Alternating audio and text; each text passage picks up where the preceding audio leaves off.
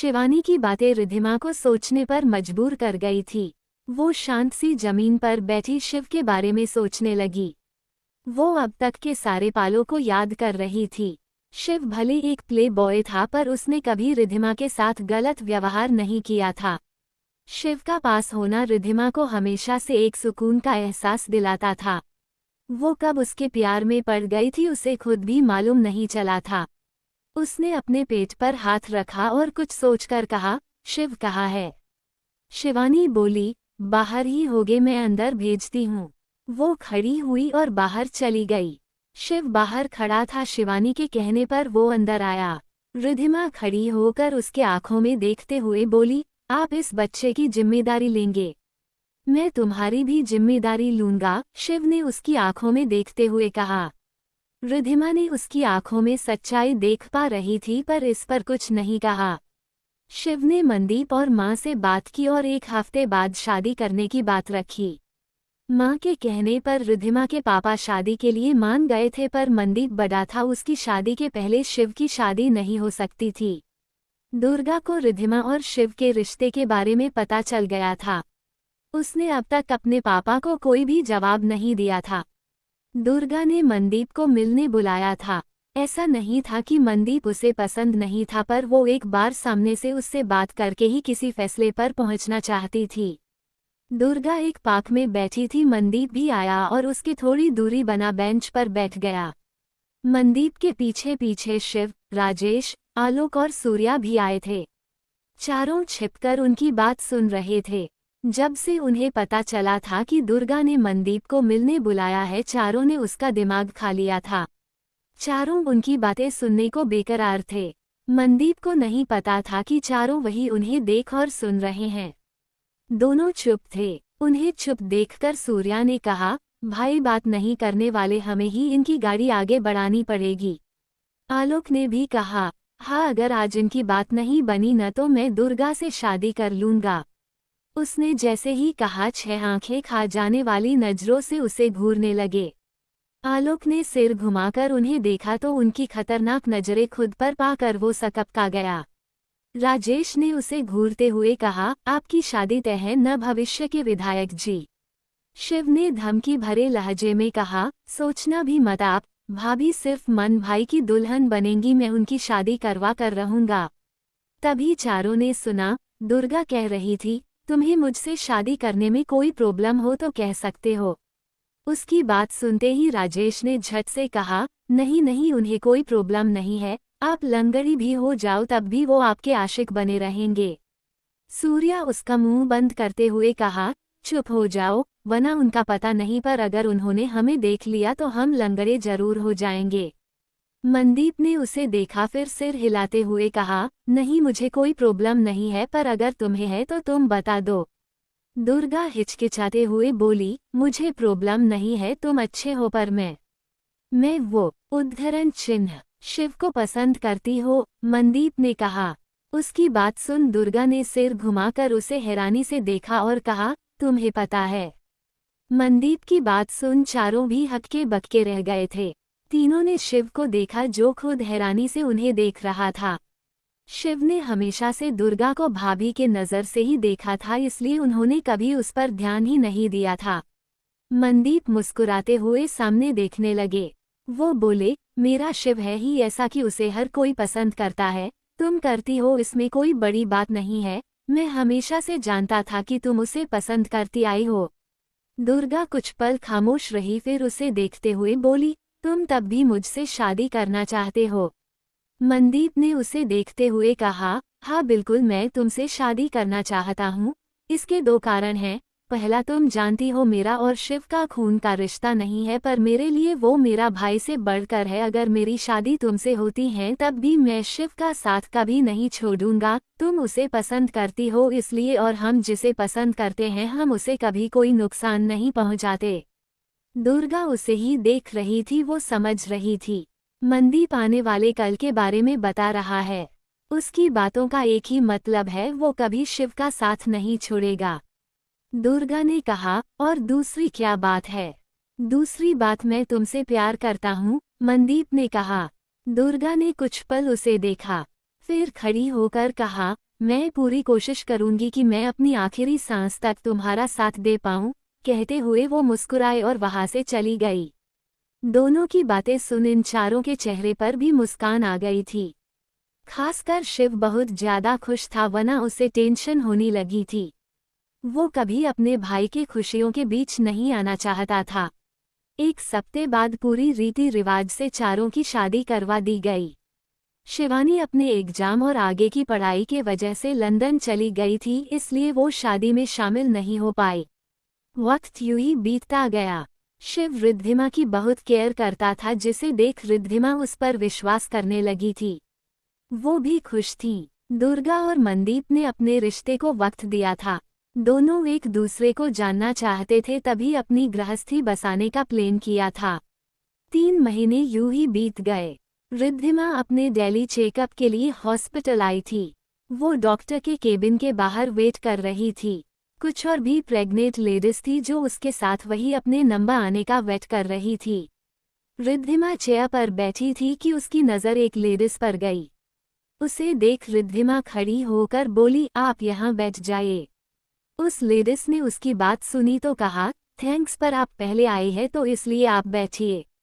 रिद्धिमा मुस्कुराते हुए बोली, मैं सिर्फ 3 मंथ प्रेग्नेंट हूँ, मुझे खड़े होने में प्रॉब्लम नहीं है और अब मेरा नंबर भी आता ही होगा, पर आप तो। कहते हुए उसने उस लेडीज के पेट को देखा, जो बहुत बड़ा था। रिद्धिमा का बेबी पंप बहुत छोटा था, क्योंकि वो तो सिर्फ 3 मंथ की प्रेग्नेंट थी।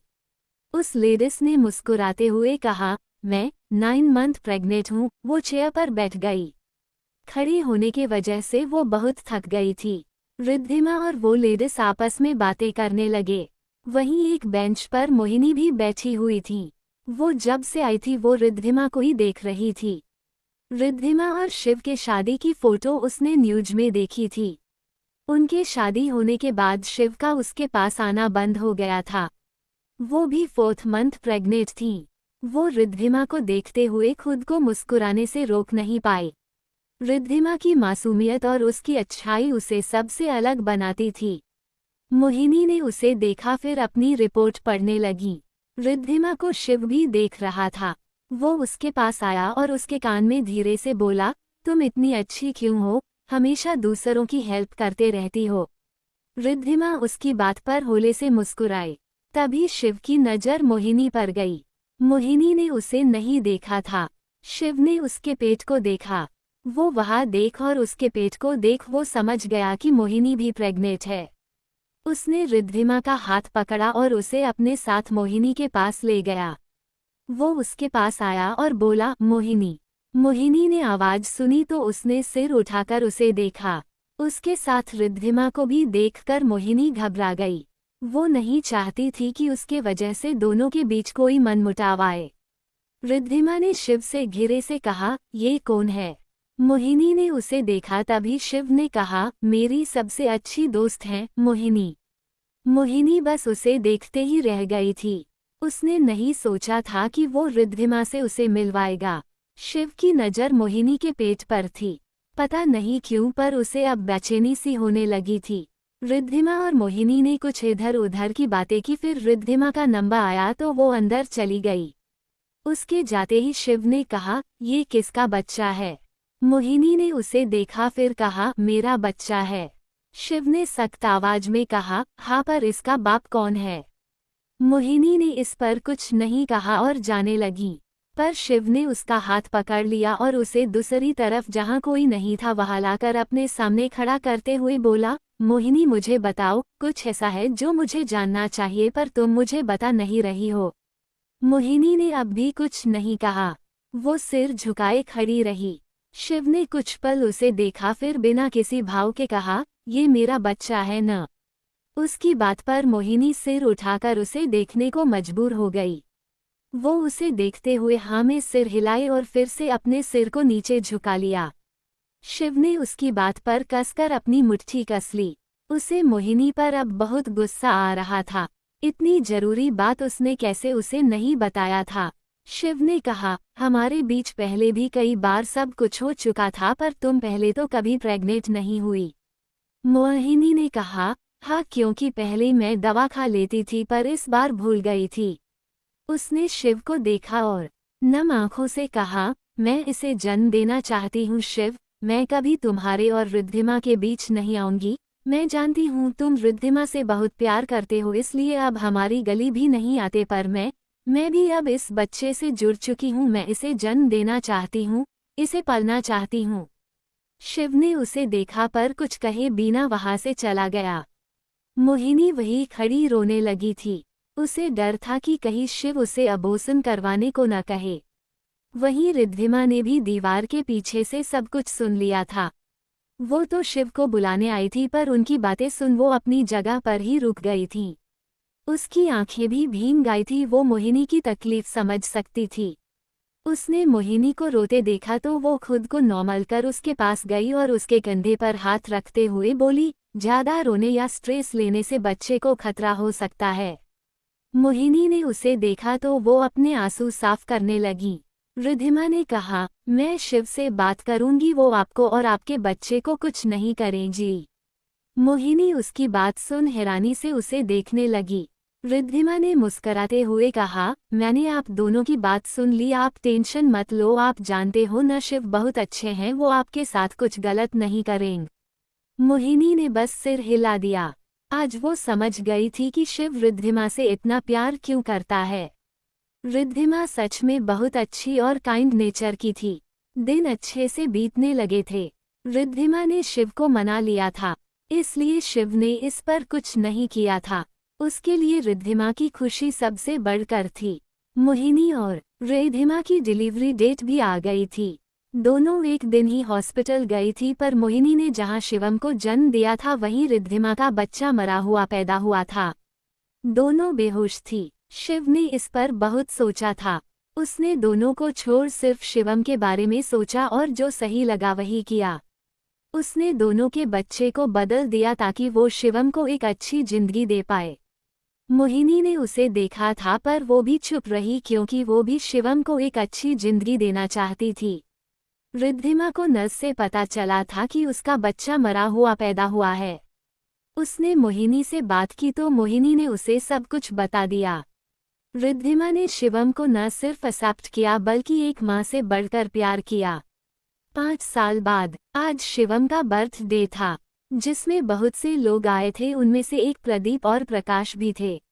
दुर्गा के पापा भी आए थे। सब केक काटने को रेडी थे पर शिवम बार बार गेट के तरफ देख रहा था। दुर्गा के हाथ में मनन था जिसे उसने गोद में ले रखा था। वो बोली, शिवम बेटा सारे लोग हैं यहाँ, आप किसका इंतजार कर रहे हैं, केक कट कीजिए। शिवम डोर के तरफ देखते हुए बोला, बड़ी माँ मेरी स्पेशल फ्रेंड आने वाली है, बस उसी का इंतजार कर रहा हूँ। तभी पायल की आवाज आई। शिवम जो मेन डोर को ही देख रहा था, वो खुशी से चिल्लाते हुए बोला, शिवानी आंटी।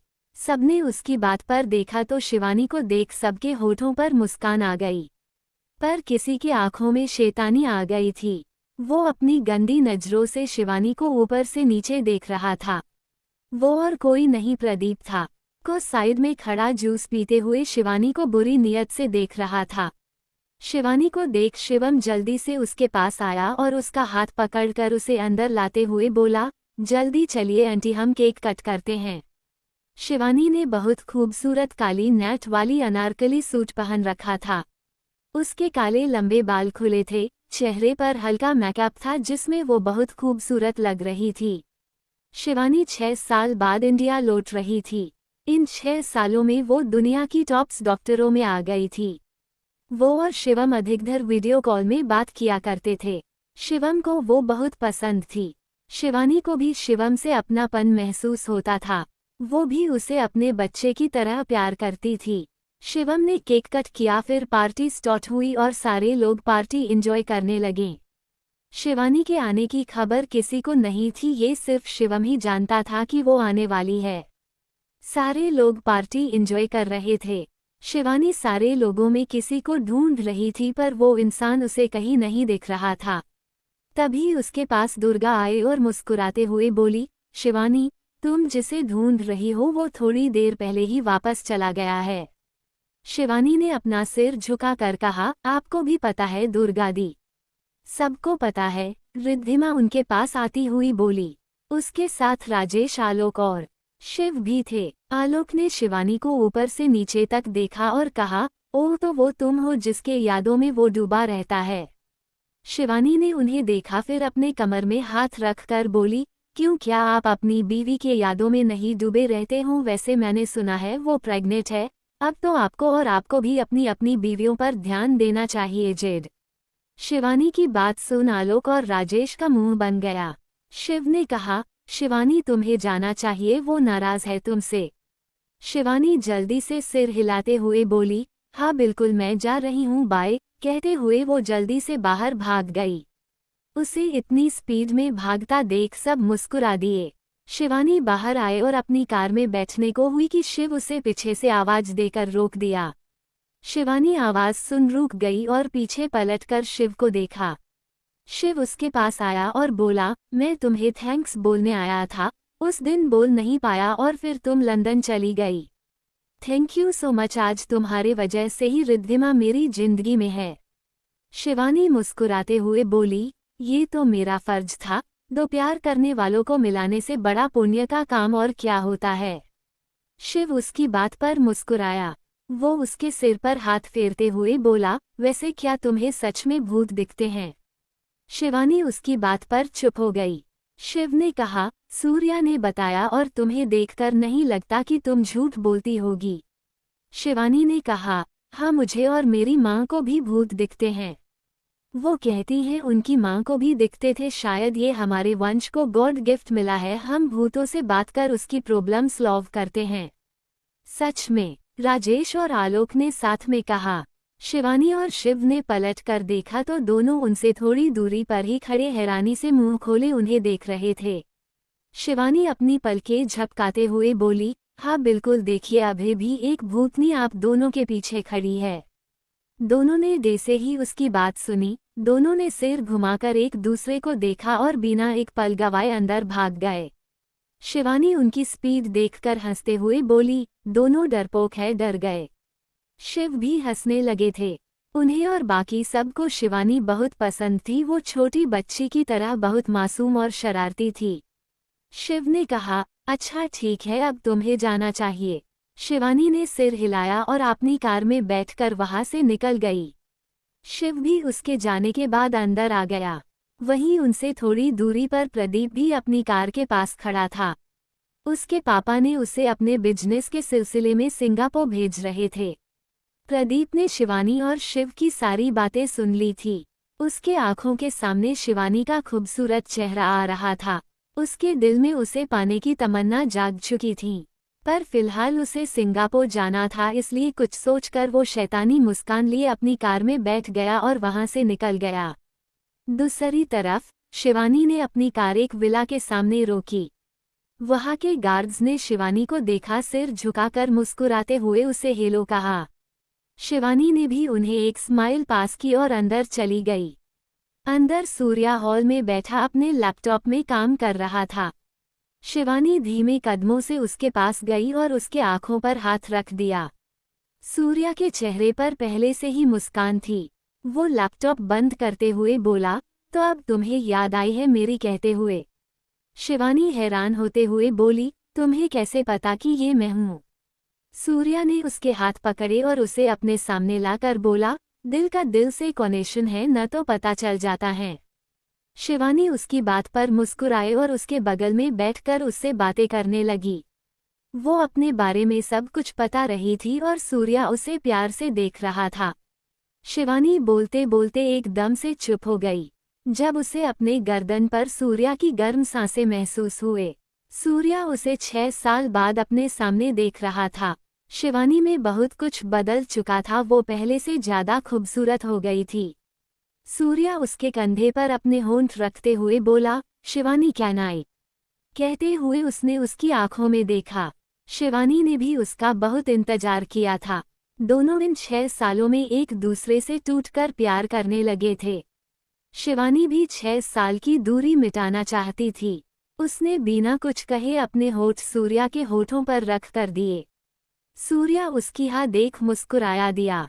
10 मिनट की लंबी किस के बाद सूर्या ने उसे अपने बाहों में उठाया और अपने कमरे के तरफ बढ़ गया। शिवानी ने अपना चेहरा उसके सीने में छिपा रखा था। उसके हाथ सूर्या के गर्दन में लपेटे हुए थे। 1 साल बाद आज शिवम 5 साल का होने वाला था। उसके घर में एक बार फिर से बर्थडे पार्टी रखी गई थी। सारे लोग आए थे। शिवानी और सूर्या भी वहां मौजूद थे। तभी बाहर एक काली कार रुकी। उसमें से प्रदीप बाहर आया। भत्रा हाउस को देखकर उसकी आंखों के सामने शिवानी का चेहरा घूम गया था। इस 1 साल में शिवानी को पाने की चाह और बढ़ गई थी। अब वो किसी भी कीमत पर शिवानी को पाना चाहता था। वो अपने चेहरे पर गंदी मुस्कान लिए अंदर गया कि उसके पैर दरवाजे पर ही रुक गए। उसे अंदर शिवानी दिखी जिसके गले में मंगलसूत्र और मांग में सिंदूर लगा था। उसके सूट से उसका बेबी पंप भी दिख रहा था। वो 8 मंथ प्रेग्नेंट थी। तभी शिवानी के पास सूर्या आया और उसके गाल पर किस करते हुए कुछ कहा जिसे सुन शिवानी हंसने लगी। बाकी सब भी उन्हें देख मुस्कुरा दिए, पर प्रदीप के आंखों में गुस्सा उतर आया था। वो अपनी जलती निगाहों से दोनों को घूर रहा था। उसके हाथ से गिफ्ट वही गिर गया और वो पलटकर बाहर चला गया। वक्त बीतता जा रहा था। शिवानी ने शिखा को जन्म दे दिया था। शिखा 1 साल की थी जब सूर्या को अपने काम के सिलसिले से ऑस्ट्रेलिया शिफ्ट होना पड़ा था। रिद्धिमा के कहने पर शिव ने सारे गलत काम छोड़ दिए थे। प्रदीप को भी उससे कोई खास फर्क नहीं पड़ा था क्योंकि तब तक शिव ने सब कुछ सेटल कर दिया था जिससे प्रदीप को कोई प्रॉब्लम नहीं होती थी। शिव अपना ईगल बिजनेस और सूर्या का एसएस इंडस्ट्री संभालता था। सूर्या उस पर बड़े भाई की तरह आंखें बंद करके भरोसा करता था और एसएस इंडस्ट्री सूर्या ने अपनी मेहनत से खड़ा किया था। उसके लिए एसएस उसके बच्चे की तरह था जिसे उसने बहुत प्यार से खड़ा किया था और आज के वक्त में वो इंडिया की नंबर 1 कंपनी बन चुकी थी। सारे लोग अपनी अपनी जिंदगी में खुश थे इस बात से अनजान कि प्रदीप शिवानी के लिए पागल हो चुका था। उसे शिवानी किसी भी तरह अब चाहिए ही चाहिए थी। उसके दिल में सूर्या के लिए नफरत भी भरती जा रही थी। पहले तो सूर्या ने उसका ड्रीम प्रोजेक्ट पूरा नहीं होने दिया था और फिर उसकी ड्रीम गर्ल शिवानी को भी उससे दूर कर दिया था। प्रदीप जानता था सूर्या को मारना या उसे बर्बाद करना उसके बस की बात नहीं है, इसलिए उसने शिव का इस्तेमाल किया। एक दिन प्रदीप ने शिव को मिलने बुलाया और शिवानी की मांग रखी। उसे लगा था शिव उसकी हर बात की तरह ये बात भी मान जाएगा, पर ऐसा नहीं हुआ। शिव ने उसे मना कर दिया। वो शिवानी को प्रदीप जैसे हैवान को नहीं सौंप सकता था, बिल्कुल नहीं। उसे पैसों और पावर से प्यार था, पर उसने कभी किसी लड़की को उसकी मर्जी के खिलाफ नहीं छुआ था। शिवानी उसके लिए उसकी छोटी बहन जैसी बन चुकी थी और वो जानता था कि शिवानी कभी सूर्या को नहीं छोड़ेगी, इसलिए भी उसने मना किया था। शिव के मना करने के बाद प्रदीप बुरी तरह बौखला गया था। उसने बिल्कुल उम्मीद नहीं थी कि शिव उसे न कहेगा। तब प्रदीप ने एक खतरनाक प्लान बनाया और शिव को अपने जाल में फंसाया। सूर्या और शिवानी अपनी 5 साल की बेटी शिखा के साथ खुश थे कि एक दिन उसे शिव का फोन आया। शिव ने कहा, सूर्या क्या तुम इंडिया आ सकते हो? सूर्या, हाँ क्यों नहीं, पर क्यों, कोई प्रॉब्लम है क्या? शिव ने कहा, हाँ छोटी सी प्रॉब्लम है, तुम आओ तब मिलकर बात करते हैं। सूर्या ने ओके कहा तो शिव ने कॉल कट कर दिया। सूर्या को शिव की आवाज़ कुछ ठीक नहीं लग रही थी, ऐसा लग रहा था जैसे वो उससे नाराज हो। सूर्या ने सोचा जो भी होगा वो वहां जाकर देखा जाएगा। उसने शिवानी को अपने इंडिया जाने की बात बताई तो शिवानी भी जिद करके उसके साथ मुंबई आ गई। रात के वक्त दोनों अपने फार्म हाउस में पहुंचे। दोनों थके हुए थे इसलिए आते ही सो गए। अगली सुबह मोहिनी ने उसके फार्म हाउस की डोर नॉक किया तो शिखा बाहर आई। शिखा को देख मोहिनी ने अपने आंसू साफ किए और हल्का मुस्कुराते हुए बोली, बेटा पापा कहाँ है? शिखा ने टॉप और शॉर्ट पहन रखा था। उसने अपने दोनों हाथ बांधे और कहा, आंटी मैं आपकी बेटी हूँ क्या? आपने मुझे जन्म दिया है। मोहिनी ने उसे देखा। 5 साल की शिखा बहुत क्यूट लग रही थी, पर उसके चेहरे और आंखों में उसका एटीट्यूड दिख रहा था।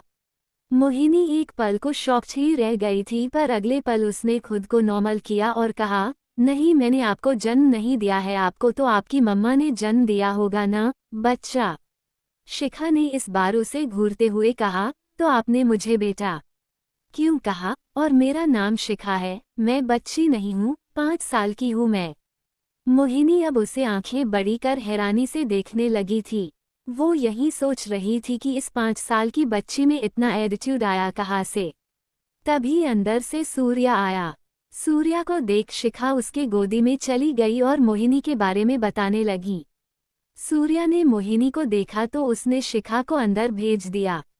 शिखा ने जाने से पहले एक बार घूरकर मोहिनी को देखा, फिर उसे घूरते हुए ही अंदर चली गई।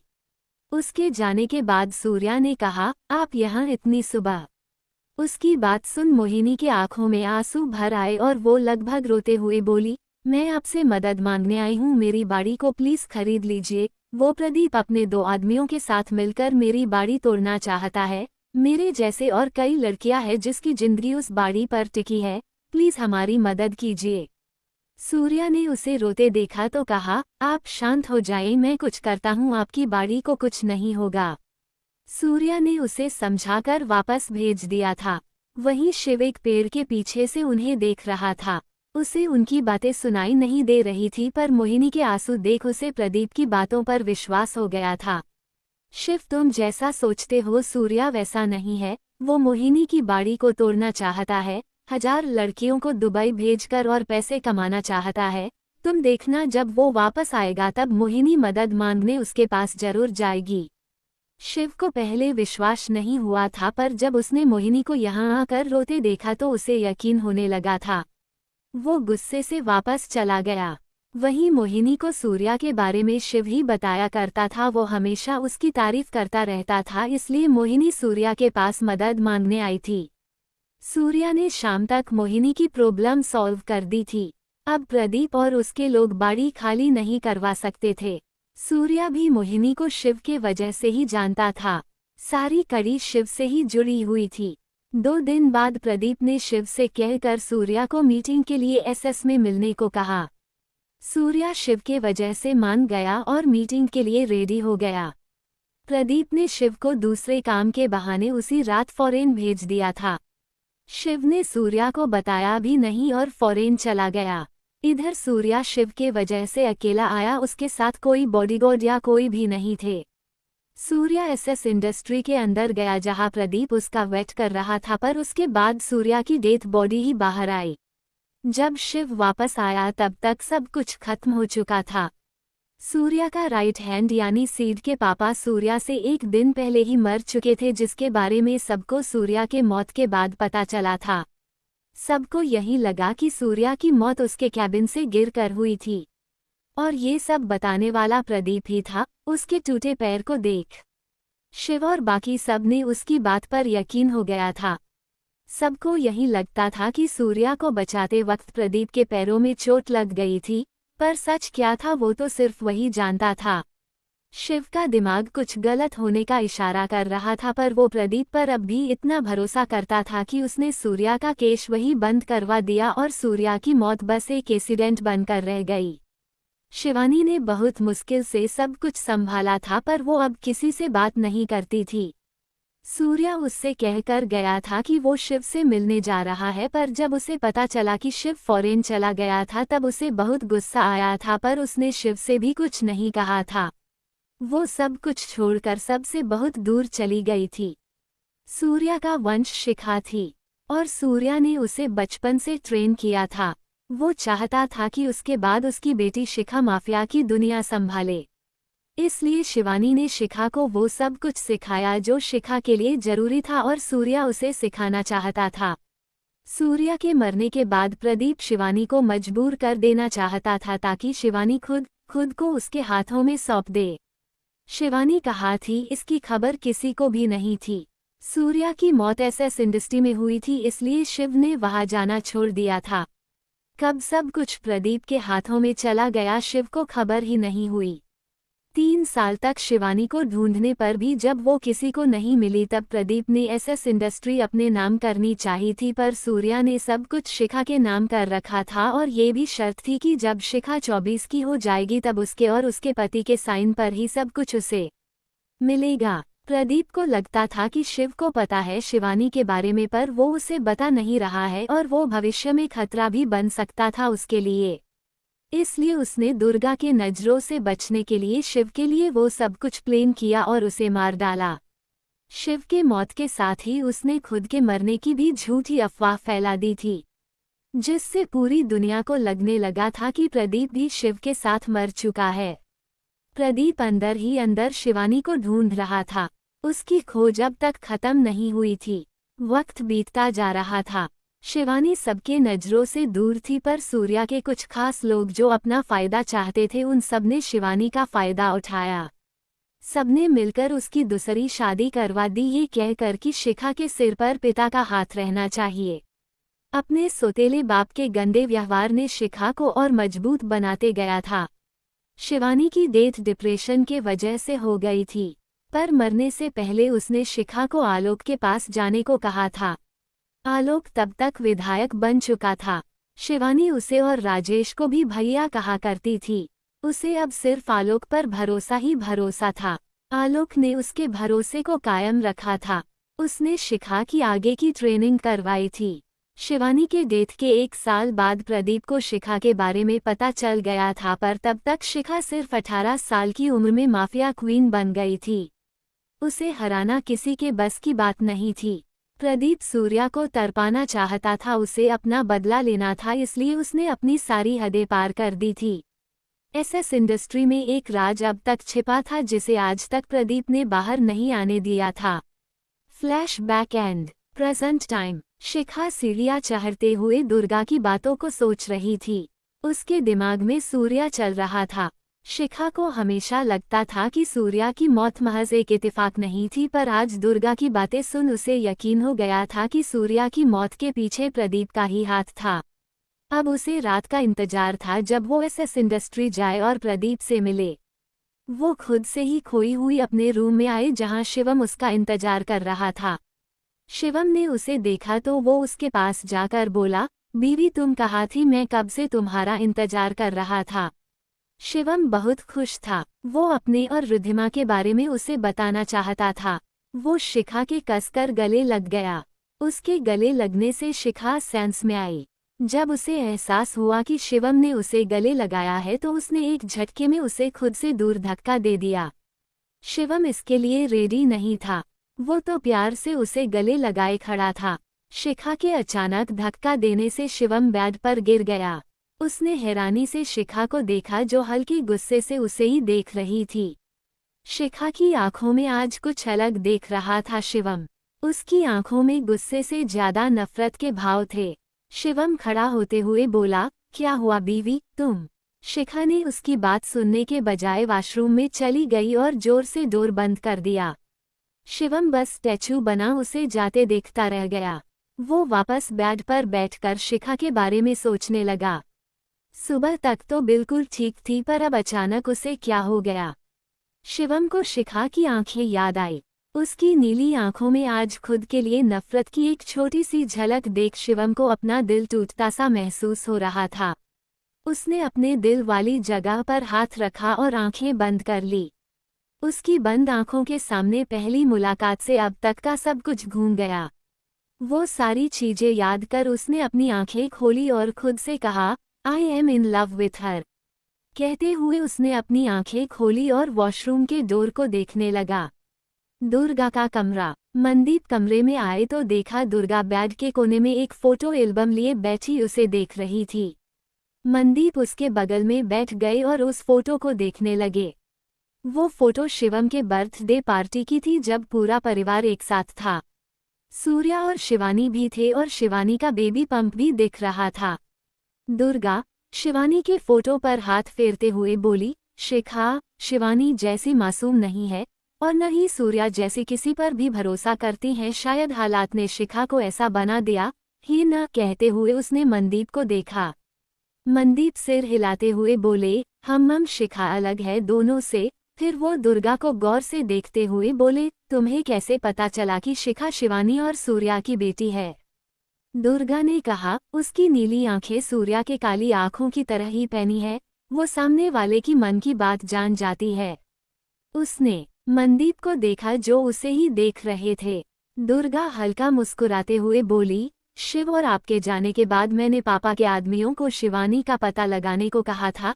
शिवानी सबसे दूर थी पर आलोक से नहीं, मुझे आलोक से ही पता चला था। मनदीप ने इस पर कुछ नहीं कहा और अपनी नजरें उस पर से हटा ली। दुर्गा ने पन्ना पलटा तो उसकी प्रकाश और प्रदीप की फोटो दिखी। मनदीप ने प्रदीप की फोटो देखते हुए कहा, तुम जानती थी न इन सब के पीछे तुम्हारे भाई है। दुर्गा उसकी बात पर कुछ पल खामोश रही, फिर घिरे से सिर हिलाते हुए बोली, शिव की तरह मेरे लिए भी प्रदीप भाई मेरे लिए बहुत जरूरी है। मैं उन पर बहुत भरोसा करती हूँ, पर घिरे घिरे वक्त के साथ मुझे बहुत सी बातें पता चली। पूरी दुनिया की तरह मैं भी यही सोचती थी कि प्रदीप भाई अब नहीं रहे, पर एक दिन मैंने प्रकाश और उनकी बातें सुन ली थी। पर तब आप और शिव नहीं थे। शिवम भी बहुत छोटा था। रिधिमा तो पहले से भी ज्यादा चुप सी रहने लगी थी। मेरे पास कोई नहीं था जिसे मैं ये सब बताती। मैंने पेपर देखे थे जिसमें साफ लिखा था जब शिखा की शादी होगी तब उसे एसएस इंडस्ट्री मिलेगी। मैं जानती थी वो एक दिन जरूर आएगी और देखिए आ भी गई। कहते हुए उनका गला रूंध गया था। दुर्गा समझ चुकी थी अब प्रदीप को कोई नहीं बचा सकता है। शिखा उसे छोड़ने नहीं वाली, वो अपने डैड का बदला जरूर लेगी। मनदीप उसके कंधे पर हाथ रखते हुए बोले, उसने गलत किया था दुर्गा, तो सजा तो मिलेगी ही न। दुर्गा अपने आंसू पोंछते हुए बोली, हाँ जानती हूँ, पापा कहते थे उनके बारे में पर मैं समझ ही नहीं पाती थी। अचानक दुर्गा के दिमाग में कुछ आया। वो मनदीप को देखते हुए बोली, मन कही शिखा शिवम से दूर तो नहीं हो जाएगी न, कहीं वो शिव के वजह से शिवम से नफरत न करने लगें। शिवम का कमरा, रात के 11 बजे। शिवम अपने सामने खड़ी शिखा को रेडी होते हुए देख रहा था। शिखा ने ब्लैक जीन्स, टॉप और जैकेट पहन रखा था। वो मिरर के सामने खड़ी होकर अपनी बालों की पोनीटेल बना रही थी। उसने अपने पॉकेट में फोन रखते हुए कहा, तुम रेडी हो? शिवम ने भी जीन्स और टी शर्ट के ऊपर जैकेट पहन रखा था। दोनों ने शूज पहन रखे थे। शिवम ने कहा, हाँ मैं रेडी हूँ, पर हम जा कहाँ रहे हैं? तुमने अभी तक बताया नहीं मुझे, और तुम रूड बिहेव क्यों कर रही हो? क्या मैंने कोई गलती कर दी है? उसने परेशान होकर पूछा। शिखा उसकी बातों को इग्नोर कर रूम से बाहर निकल गई। शिवम अब तक इतना तो समझ गया था कि शिखा उससे नाराज नहीं है, उसके रूड होने की वजह कुछ बड़ी है, पर क्या? शिवम को अब जानना था। उससे शिखा का ऐसा बेहवैया बर्दाश्त नहीं हो रहा था। उसने सिर हिलाया और कुछ सोचकर शिखा के पीछे हो चला गया। रात का वक्त, एसएस इंडस्ट्री। रोहन, रीटा और अयान तीनों खड़े शिखा और शिवम का वेट कर रहे थे। रीटा अपनी रिस्ट वॉच में टाइम देखते हुए बोली, सर और मैडम कहाँ रह गए? हमें यहाँ बुलाकर खुद अब तक नहीं आए, और भाई भी पता नहीं इन दिनों कहाँ है। तुम्हारी बात हो रही है क्या उनसे? उसने रोहन से पूछा। रोहन उसकी बात पर हैरानी से बोला, तुम्हें नहीं पता? वो गुजरात गया है न? 2 दिन पहले मेरी बात हुई थी, तब उसने कहा कि वो कुछ काम से गुजरात जा रहा है। रीटा बोली, नहीं आजकल भाई से बात नहीं हो रही है। वो कहाँ रहते हैं, क्या करते हैं पता ही चलता। अवध का जिक्र सुन अयान ने अपनी मुट्ठी कस कर ली। उसका चेहरा सख्त हो गया था। तभी एक काली कार उनके पास आकर रुकी। उसमें शिखा और शिवम बाहर आए। शिवम उन तीनों को देखकर उनसे बोला, तुम तीनों यहाँ क्या कर रहे हो? रोहन ने कहा, हमें मैडम ने बुलाया है। शिवम ने शिखा को देखा और कहा, हम एस इंडस्ट्री दोबारा क्यों आए हैं? शिखा अंदर जाते हुए बोली, अंदर जाकर पता चल जाएगा। उसे जाता देख बाकी सब भी उसके पीछे जाने लगे। अयान शिवम के साथ चलते हुए घिरे से बोला, तुम दोनों के बीच लड़ाई हुई है क्या? शिवम शिखा को ही देख रहा था। वो बोला, नहीं लड़ाई नहीं हुई है, सुबह तक तो ठीक थी, पता नहीं अचानक ऐसा बिहेव क्यों कर रही है। अयान ने कहा, अचानक तो नहीं बदली होगी, जरूर तुमने ही कुछ किया होगा। शिवम ने उसे घूरकर देखा और चिढ़ते हुए कहा, हाँ मेरी ही गलती है, पहली बार शादी हुई है, न तो एक्सपीरियंस नहीं है बीवी संभालने का। अयान उसका जवाब सुन चुप हो गया। सारे लोग पीछे के रास्ते से अंदर जाने को हुए कि शिखा ने अयान से कहा, अयान मेन गेट पर एक धागा बांधा गया है, जाओ और जाकर उसे निकाल दो।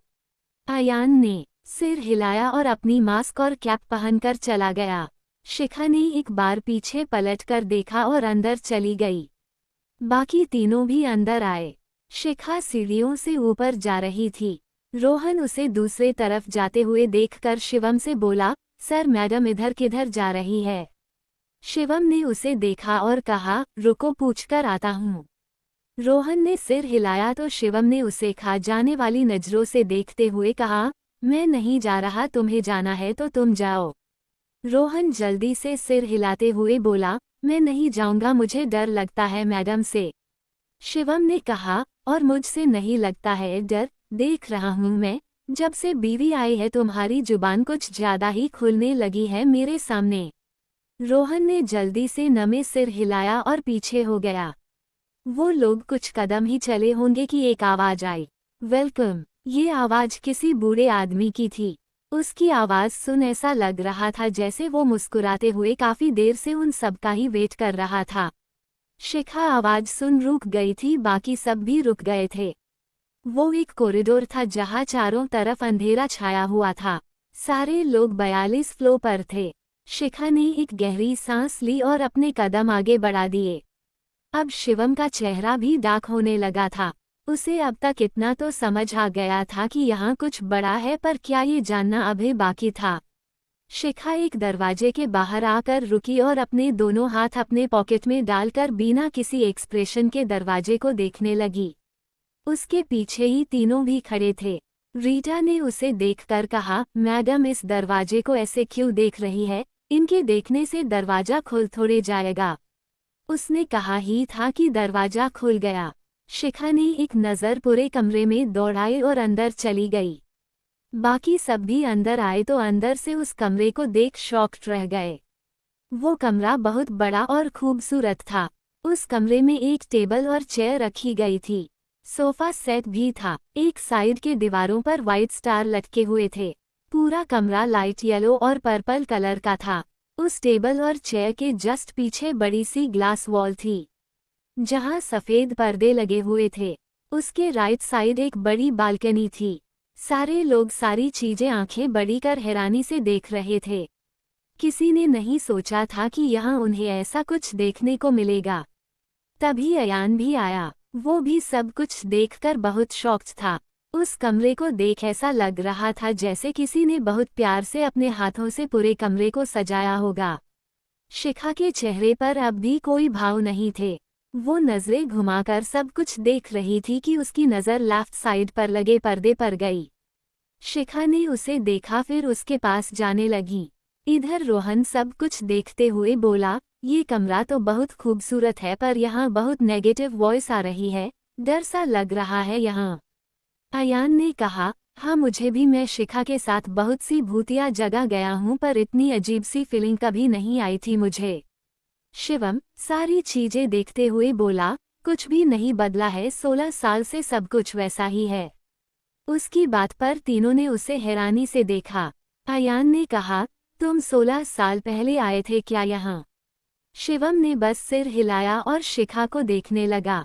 जब शिव एसएस इंडस्ट्री संभालते थे तब 2 बार शिवम यहाँ आ चुका था। वो सब कुछ वैसा का वैसा ही देखकर हैरान था। उसके जहन में बार बार शिव आ रहे थे। उसने अपनी मुट्ठी कस रखी थी। उसे लगने लगा था कि कहीं ये सब आज भी शिव तो नहीं संभालते। अगर हाँ तो शायद आज वो उनसे मिलने वाला है। शिखा दीवार के पास गई और वहां पर लगे पर्दे को एक झटके में खींचकर नीचे गिरा दिया। पर्दे गिरते ही सामने दीवार को देख शिखा की आंखें भर आई। वो नम आंखों से पूरे दीवार को देखने लगी। वहीं शिवम के भाव बदल गए थे। वो दीवार को देखते हुए हैरानी से बोला, शिवानी आंटी। तभी पीछे से आवाज आई, तो आ गई तुम। आवाज सुन चारों पीछे पलटे। शिवम, रोहन और रीटा की आंखें हैरानी से बड़ी हो गई थी।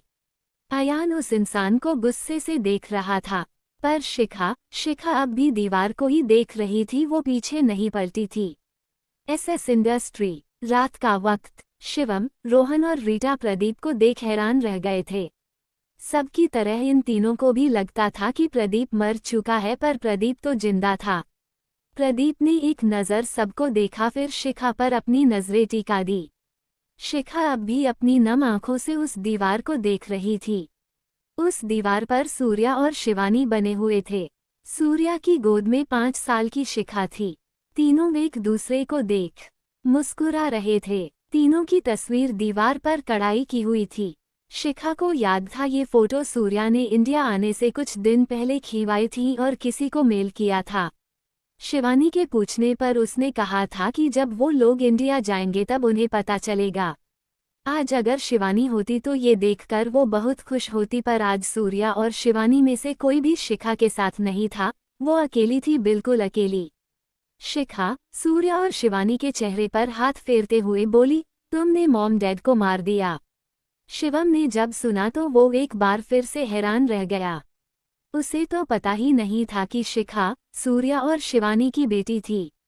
उनके ऑस्ट्रेलिया शिफ्ट होने के बाद शिवानी अपने हॉस्पिटल में बहुत बिजी रहने लगी थी। वो कभी कभी शिवम से वीडियो कॉल पर बात किया करती थी, पर शिवम शिखा को कभी देख नहीं पाया था, क्योंकि शिखा को कभी उससे बात करने में कोई इंटरेस्ट नहीं था और इसलिए शिवम उससे बहुत चिढ़ता भी था। प्रदीप अपनी गंदी नज़रों से शिखा को देखते हुए बोला, मैंने नहीं मारा उन्हें उनके कर्म ने मारा।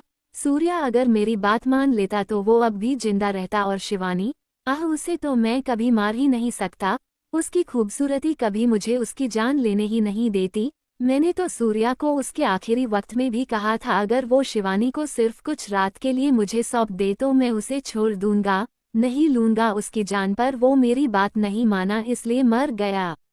उसकी बात सुन शिखा की आंखों में खून उतर आया था। उसका दिल कर रहा था अभी प्रदीप की जान ले ले। शिवम ने भी गुस्से से अपनी मुट्ठी कस रखी थी। भला वो अपनी सबसे प्यारी शिवानी आंटी के बारे में ऐसी वाहियात बात कैसे सुन सकता था। शिखा पीछे पलटी और अपनी लाल आंखों से प्रदीप को देखा। प्रदीप व्हीलचेयर पर बैठा था। कोट पेंट में वो इस उम्र में भी काफी यंग लग रहा था। उसके चेहरे पर पहले की तरह ही शैतानी मुस्कान कायम थी। उसकी नजरें आज भी लालच और लड़कियों के लिए गंदी नीयत से भरी हुई थी। शिखा ने उसके पैर देखे और तिरछा मुस्कुराते हुए बोली, डैड ने तुम्हारे पैर तोड़ दिए, पर अफसोस वो तुम्हारा गला नहीं तोड़ पाए। कोई बात नहीं, डैड का अधूरा काम उनकी बेटी जरूर पूरा करेगी। शिखा का एटीट्यूड देख प्रदीप के भाव बदल गए थे। उसे शिखा में सूर्या की परछाई दिखने लगी थी। शिखा की बात सुन शिवम और बाकी तीनों के चेहरे पर मुस्कान आ गई थी। शिवम उसे देख धीरे से बोला, I am proud of you my daring wife, कहते हुए वो होले से मुस्कुरा दिया। शिखा ने अपने कदम प्रदीप की तरफ बढ़ा दिए थे, पर उसे पास आता देख प्रदीप के चेहरे पर शातिर मुस्कान खिल गई थी। अयान ने उसे मुस्कुराता देखा तो कहा, ये बुढ़ा अपनी मौत देख सच्चिया तो नहीं गया। शिवम को कुछ गड़बड़ लग रही थी। वो भी जितना प्रदीप को जानता था, प्रदीप कच्चा खिलाड़ी नहीं था। उसकी मुस्कान की कुछ तो वजह होगी ही, पर क्या। शिखा को भी कुछ गड़बड़ लगी, पर तब तक वो प्रदीप के पास पहुंच चुकी थी। उसने अपना हाथ उसके तरफ बढ़ाया कि प्रदीप ने उसे एक खतरनाक स्माइल पास की और आंखें बंद कर बोला, सूर्या। प्रदीप की बात सुनते ही शिखा ने उसे देखा। वो कुछ समझ पाती उससे पहले एक तेज हवा का झोंका आया और शिखा को प्रदीप से दूर धकेल दिया। वो हवा का झोंका इतना तेज था कि शिखा सीधे दीवार से जा टकराई और नीचे फर्श पर गिर गई। उसके मुंह से आह निकल गई थी। उसके होठों के किनारों से खून बहने लगा था। उसे ऐसा लगा जैसे किसी ने उसके पेट में बहुत जोर से मारा हो। वो दर्द से कराह उठी और अपने पेट पर हाथ रख लिया।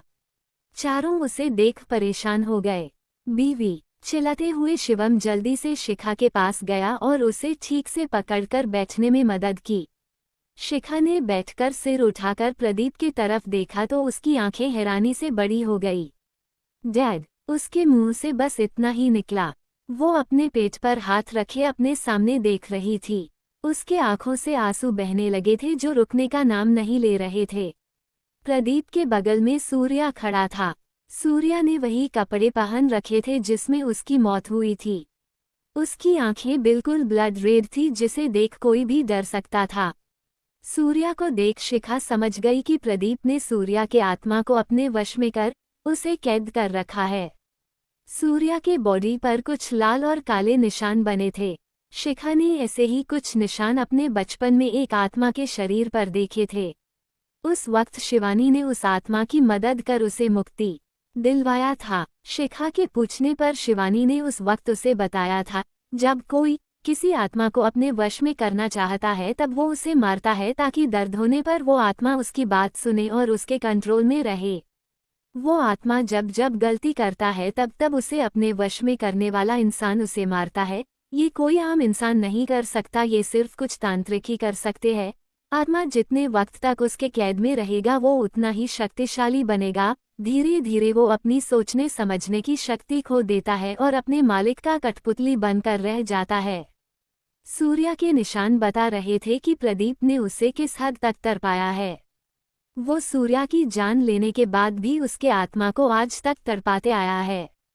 शिवम ने डैड सुना तो वो शिखा के नजरों का पीछा कर प्रदीप के बगल में देखने लगा, पर उसे वहां प्रदीप के अलावा और कोई भी नहीं दिखा। प्रदीप ने शिखा को रोते देखा तो कहा, शाही डोंट क्राई लिटिल गर्ल, तुम अपनी माँ की तरह ही बहुत खूबसूरत हो। तुम्हारे आंखों में भी आंसू अच्छे नहीं लगते, इसलिए फिक्र मत करो, मैं तुम्हें आसान मौत दूंगा। सूर्या किलहर, प्रदीप ने सूर्या को कहा तो सूर्या ने पास रखी टेबल को देखा। उसके देखते ही वो टेबल हवा में उड़ते हुए शिखा और शिवम के तरफ तेजी से गया। शिखा समझ चुकी थी, उसने वक्त रहते शिवम को जोर से धक्का दिया और खुद दूसरी तरफ आ गई। टेबल सीधा दीवार पर जाकर लगी और टूटकर गिर गई। अगर शिखा ने शिवम को धक्का देकर खुद भी वहां से नहीं हटती तो दोनों को बहुत चोट लग सकती थी। टेबल को हवा में उड़ता देख सारे लोग प्रदीप को देखने लगे थे। शिवम भी हैरानी से प्रदीप को देखने लगा। रीटा अपने मुंह में हाथ रखकर बोली, ये सब क्या हो रहा है? अयान ने कहा, इस बुढ़े ने किसी आत्मा को अपने वश में कर रखा है, उसी से सब कुछ करवा रहा है। सूर्या ने इस बार चेयर को हवा में उठाया और शिखा के तरफ फेंका, पर शिखा तेजी से वहां से हट गई। वो चेयर भी टूट गई थी। शिखा अब भी सूर्या को देख रही थी। वो उसे देखते हुए बोली, dad please don't do this, please होश में आइए डैड। वो रोने लगी थी। उसकी बात सुन रीटा, रोहन और अयान उसे देखने लगे। अयान ने भी आज तक शिखा को रोते नहीं देखा था। उसके आंसू देख सबकी आंखें नम हो गई थीं। शिखा को रोता देख और उसकी बातें सुन सूर्या कुछ पल के लिए शांत हो गया था। उसकी लाल आंखें धीरे धीरे नॉर्मल होने लगी थी। शिखा ने आगे कहा, मैं हूँ डैड आपकी क्वीन, आप मुझे हट कर रहे हो डैड, प्लीज डोंट। कहते हुए वो जोर जोर से रोने लगी थी। सूर्या जब जिंदा था तब उसने ऊंची आवाज में भी कभी शिखा से बात तक नहीं की थी, पर आज वो अपने होशों हवास में नहीं था। अगर होता तो वो पूरी दुनिया इधर से उधर कर देता, पर अपनी क्वीन को कभी चोट नहीं पहुंचाता। उसने हमेशा से शिखा के दिमाग में एक बात डाला था कि वो क्वीन है, उसे एक क्वीन की तरह बहुत पावरफुल बनना है, कभी किसी से नहीं हारना है, इसलिए वो उसे क्वीन ही बुलाया करता था। प्रदीप ने देखा कि शिखा की बातों का असर सूर्या पर होने लगा है। वो जल्दी से अपनी व्हीलचेयर से एक चाबुक निकालकर उसे फर्श पर मारते हुए जोर से बोला, सूर्या मारो उसे। चाबुक की आवाज सुन सूर्या की आंखें एक बार फिर से लाल होने लगीं। वो एक बार फिर से अपने होश खो बैठा था और शिखा के तरफ जाने लगा। शिखा दो दीवार के बीच कोने में थी। उसके पास वहां से निकलने का रास्ता नहीं था। सूर्या उसके करीब जाते हुए एक हाथ उसके तरफ बढ़ाकर शिखा की गर्दन पकड़ उसे हवा में उठा दिया। सूर्या को सिर्फ शिखा और प्रदीप ही देख पा रहे थे। सूर्या को न देखने के वजह से कोई भी उसकी मदद नहीं कर रहा था। शिवम ने देखा कि शिखा की सांसें फूलने लगी है। वो खड़ा हुआ, पर उसके कुछ करने से पहले एक काली हवा आकर सूर्या से टकराए। उनकी टक्कर इतनी जोरदार थी कि सूर्या खुद को संभाल नहीं पाया और पीछे दीवार से जा टकराया। वो काली हवा के टकराते ही शिखा नीचे गिरने को हुई, पर शिवम ने उसे फर्श पर गिरने से बचा लिया। शिखा जोर जोर से खांसते हुए सामने देखने लगी। उसके सामने शिव खड़ा था। शिव की पीठ उनके तरफ थी। उसके पूरे शरीर से काली हवा की लहरें निकल रही थीं। उसकी आंखें इस वक्त छोटी हो गई थी, पर वो आंखें बेहद काली और डरावनी थी। शिव सबको दिखाई दे रहा था, पर उसका चेहरा कोई देख नहीं पा रहा था। शिखा, प्रदीप और अयान ने उसे पहचान लिया था। शिवम भी उसे पहचानने की कोशिश कर रहा था। सूर्या वापस ठीक से खड़ा हुआ और शिव के पास चला आया। शिव और सूर्या में खतरनाक लड़ाई शुरू हो गई थी। प्रदीप ने ये देख अपने दांत पीस लिए थे। वो अपनी मुट्ठी बनाए गुस्से से शिव को देख रहा था। तभी राजेश वहां आए। उसने दोनों भूतों को लड़ते देखा तो कहा, बहू रानी आप सबको लेकर जल्दी से इस कमरे से बाहर निकल जाए। सूर्या इस कमरे से बाहर नहीं जा सकता है, जल्दी कीजिए। शिखा ने सिर हिलाया और शिवम को सबको बाहर ले जाने को कहा। शिवम ने सबको बाहर जाने को कहा तो सब बाहर भागने लगे। शिवम ने शिखा को सहारा देकर उठाया और उसे बाहर ले जाने लगा। प्रदीप ने उन्हें बाहर जाते देखा तो जोर से चिल्लाया, सूर्या मारो उस लड़की को, वो जिंदा जानी नहीं चाहिए। सूर्या ने भी सबको बाहर जाते देखा तो वो शिव को धक्का देकर शिखा के तरफ बढ़ गया। पर बीच में राजेश ने आकर उसका रास्ता रोक दिया। पर सूर्या की ताकत कई गुना ज्यादा थी। राजेश उसके सामने टिक नहीं पाया। सूर्या ने उसे हराया और फिर से शिखा के तरफ जाने लगा। पर तब तक शिव ने एक बार फिर से उसे पकड़ लिया। शिखा ने सूर्या को देखा, फिर गुस्से से प्रदीप को देख अपने कमर से एक चाकू निकालकर प्रदीप के तरफ फेंका। प्रदीप इसके लिए तैयार नहीं था। वो जब तक हट पाता तब तक चाकू सीधा उसके आँख के नीचे आकर लगा और उसके गाल पर कट लग गया। प्रदीप दर्द से कराह उठा था। उसने अपने हाथ अपने चोट पर रख लिए। तभी शिखा ने दूसरा चाकू निकाला और फिर से उसके तरफ फेंका, पर इस बार चाकू लगने से पहले किसी ने प्रदीप की व्हीलचेयर खींच ली, जिससे शिखा का निशाना चूक गया। रोहन, रीटा और अयान दरवाजे पर ही खड़े थे। रीटा हैरानी से बोली, भाया आप। अयान और रोहन ने भी देखा। प्रदीप को बचाने वाला अवध था। अवध ने एक बार सबको देखा, फिर प्रदीप को वहां से लेकर दूसरे रास्ते से निकल गया। शिवम ने उसे गुस्से से देखा पर वो कुछ कर नहीं सकता था। रोहन ने रीटा का हाथ पकड़ा और जल्दी से कमरे से बाहर निकल गया। सूर्या और शिव आपस में ही उलझे हुए थे। सूर्या ने दूसरे हाथ से शिखा को पकड़ना चाहा, पर तब तक शिवम जल्दी से शिखा को लेकर कमरे से बाहर निकल आया। SS industry. रात का वक्त। शिवम, रोहन और रीटा प्रदीप को देख हैरान रह गए थे। सबकी तरह इन तीनों को भी लगता था कि प्रदीप मर चुका है, पर प्रदीप तो जिंदा था। प्रदीप ने एक नज़र सबको देखा, फिर शिखा पर अपनी नजरें टिका दी। शिखा अब भी अपनी नम आंखों से उस दीवार को देख रही थी। उस दीवार पर सूर्या और शिवानी बने हुए थे। सूर्या की गोद में 5 साल की शिखा थी। तीनों एक दूसरे को देख मुस्कुरा रहे थे। तीनों की तस्वीर दीवार पर कढ़ाई की हुई थी। शिखा को याद था ये फोटो सूर्या ने इंडिया आने से कुछ दिन पहले खिंचवाई थी और किसी को मेल किया था। शिवानी के पूछने पर उसने कहा था कि जब वो लोग इंडिया जाएंगे तब उन्हें पता चलेगा। आज अगर शिवानी होती तो ये देखकर वो बहुत खुश होती, पर आज सूर्या और शिवानी में से कोई भी शिखा के साथ नहीं था। वो अकेली थी, बिल्कुल अकेली। शिखा, सूर्या और शिवानी के चेहरे पर हाथ फेरते हुए बोली, तुमने मॉम डैड को मार दिया। शिवम ने जब सुना तो वो एक बार फिर से हैरान रह गया। उसे तो पता ही नहीं था कि शिखा सूर्या और शिवानी की बेटी थी।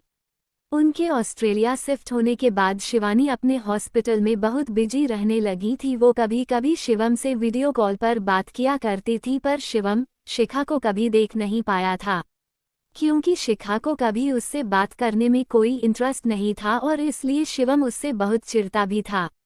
प्रदीप अपनी गंदी नजरों से शिखा को देखते हुए बोला, मैंने नहीं मारा उन्हें उनके कर्म ने मारा।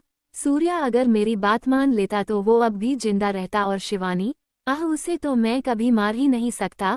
उसकी खूबसूरती कभी मुझे उसकी जान लेने ही नहीं देती। मैंने तो सूर्या को उसके आखिरी वक्त में भी कहा था, अगर वो शिवानी को सिर्फ कुछ रात के लिए मुझे सौंप दे तो मैं उसे छोड़ दूंगा, नहीं लूंगा उसकी जान, पर वो मेरी बात नहीं माना, इसलिए मर गया। उसकी बात सुन शिखा की आंखों में खून उतर आया था। उसका दिल कर रहा था अभी प्रदीप की जान ले ले। शिवम ने भी गुस्से से अपनी मुट्ठी कस रखी थी। भला वो अपनी सबसे प्यारी शिवानी आंटी के बारे में ऐसी वाहियात बात कैसे सुन सकता था। शिखा पीछे पलटी और अपनी लाल आंखों से प्रदीप को देखा। प्रदीप व्हीलचेयर पर बैठा था। कोट पेंट में वो इस उम्र में भी काफी यंग लग रहा था। उसके चेहरे पर पहले की तरह ही शैतानी मुस्कान कायम थी। उसकी नजरें आज भी लालच और लड़कियों के लिए गंदी नीयत से भरी हुई थी। शिखा ने उसके पैर देखे और तिरछा मुस्कुराते हुए बोली, डैड ने तुम्हारे पैर तोड़ दिए पर अफसोस वो तुम्हारा गला नहीं तोड़ पाए। कोई बात नहीं, डैड का अधूरा काम उनकी बेटी जरूर पूरा करेगी। शिखा का एटीट्यूड देख प्रदीप के भाव बदल गए थे। उसे शिखा में सूर्या की परछाई दिखने लगी थी। शिखा की बात सुन शिवम और बाकी तीनों के चेहरे पर मुस्कान आ गई थी। शिवम उसे देख घिरे से बोला, I am proud of you my daring wife, कहते हुए वो होले से मुस्कुरा दिया। शिखा ने अपने कदम प्रदीप की तरफ बढ़ा दिए थे, पर उसे पास आता देख प्रदीप के चेहरे पर शातिर मुस्कान खिल गई थी। अयान ने उसे मुस्कुराता देखा तो कहा, ये बुढ़ा अपनी मौत देख सच्चिया तो नहीं गया। शिवम को कुछ गड़बड़ लग रही थी। वो भी जितना प्रदीप को जानता था प्रदीप कच्चा खिलाड़ी नहीं था। उसकी मुस्कान की कुछ तो वजह होगी ही, पर क्या। शिखा को भी कुछ गड़बड़ लगी, पर तब तक वो प्रदीप के पास पहुंच चुकी थी। उसने अपना हाथ उसके तरफ बढ़ाया कि प्रदीप ने उसे एक खतरनाक स्माइल पास की और आंखें बंद कर बोला, सूर्या। प्रदीप की बात सुनते ही शिखा ने उसे देखा। वो कुछ समझ पाती उससे पहले एक तेज हवा का झोंका आया और शिखा को प्रदीप से दूर धकेल दिया। वो हवा का झोंका इतना तेज था कि शिखा सीधे दीवार से जा टकराई और नीचे फर्श पर गिर गई। उसके मुंह से आह निकल गई थी। उसके होठों के किनारों से खून बहने लगा था। उसे ऐसा लगा जैसे किसी ने उसके पेट में बहुत जोर से मारा हो। वो दर्द से कराह उठी और अपने पेट पर हाथ रख लिया। चारों उसे देख परेशान हो गए। बीवी, चिल्लाते हुए शिवम जल्दी से शिखा के पास गया और उसे ठीक से पकड़कर बैठने में मदद की। शिखा ने बैठकर सिर उठाकर प्रदीप की तरफ देखा तो उसकी आंखें हैरानी से बड़ी हो गई। डैड, उसके मुंह से बस इतना ही निकला। वो अपने पेट पर हाथ रखे अपने सामने देख रही थी। उसके आंखों से आंसू बहने लगे थे जो रुकने का नाम नहीं ले रहे थे। प्रदीप के बगल में सूर्या खड़ा था। सूर्या ने वही कपड़े पहन रखे थे जिसमें उसकी मौत हुई थी। उसकी आंखें बिल्कुल ब्लड रेड थी जिसे देख कोई भी डर सकता था। सूर्या को देख शिखा समझ गई कि प्रदीप ने सूर्या के आत्मा को अपने वश में कर उसे कैद कर रखा है। सूर्या के बॉडी पर कुछ लाल और काले निशान बने थे। शिखा ने ऐसे ही कुछ निशान अपने बचपन में एक आत्मा के शरीर पर देखे थे। उस वक्त शिवानी ने उस आत्मा की मदद कर उसे मुक्ति दिलवाया था। शिखा के पूछने पर शिवानी ने उस वक्त उसे बताया था, जब कोई किसी आत्मा को अपने वश में करना चाहता है तब वो उसे मारता है ताकि दर्द होने पर वो आत्मा उसकी बात सुने और उसके कंट्रोल में रहे। वो आत्मा जब जब गलती करता है तब तब उसे अपने वश में करने वाला इंसान उसे मारता है। ये कोई आम इंसान नहीं कर सकता, ये सिर्फ कुछ तांत्रिक ही कर सकते हैं। आत्मा जितने वक्त तक उसके कैद में रहेगा वो उतना ही शक्तिशाली बनेगा। धीरे धीरे वो अपनी सोचने समझने की शक्ति खो देता है और अपने मालिक का कठपुतली बनकर रह जाता है। सूर्या के निशान बता रहे थे कि प्रदीप ने उसे किस हद तक तड़पाया है। वो सूर्या की जान लेने के बाद भी उसके आत्मा को आज तक तड़पाते आया है। शिवम ने डैड सुना तो वो शिखा के नजरों का पीछा कर प्रदीप के बगल में देखने लगा, पर उसे वहां प्रदीप के अलावा और कोई भी नहीं दिखा। प्रदीप ने शिखा को रोते देखा तो कहा, शाही डोंट क्राई लिटिल गर्ल, तुम अपनी माँ की तरह ही बहुत खूबसूरत हो।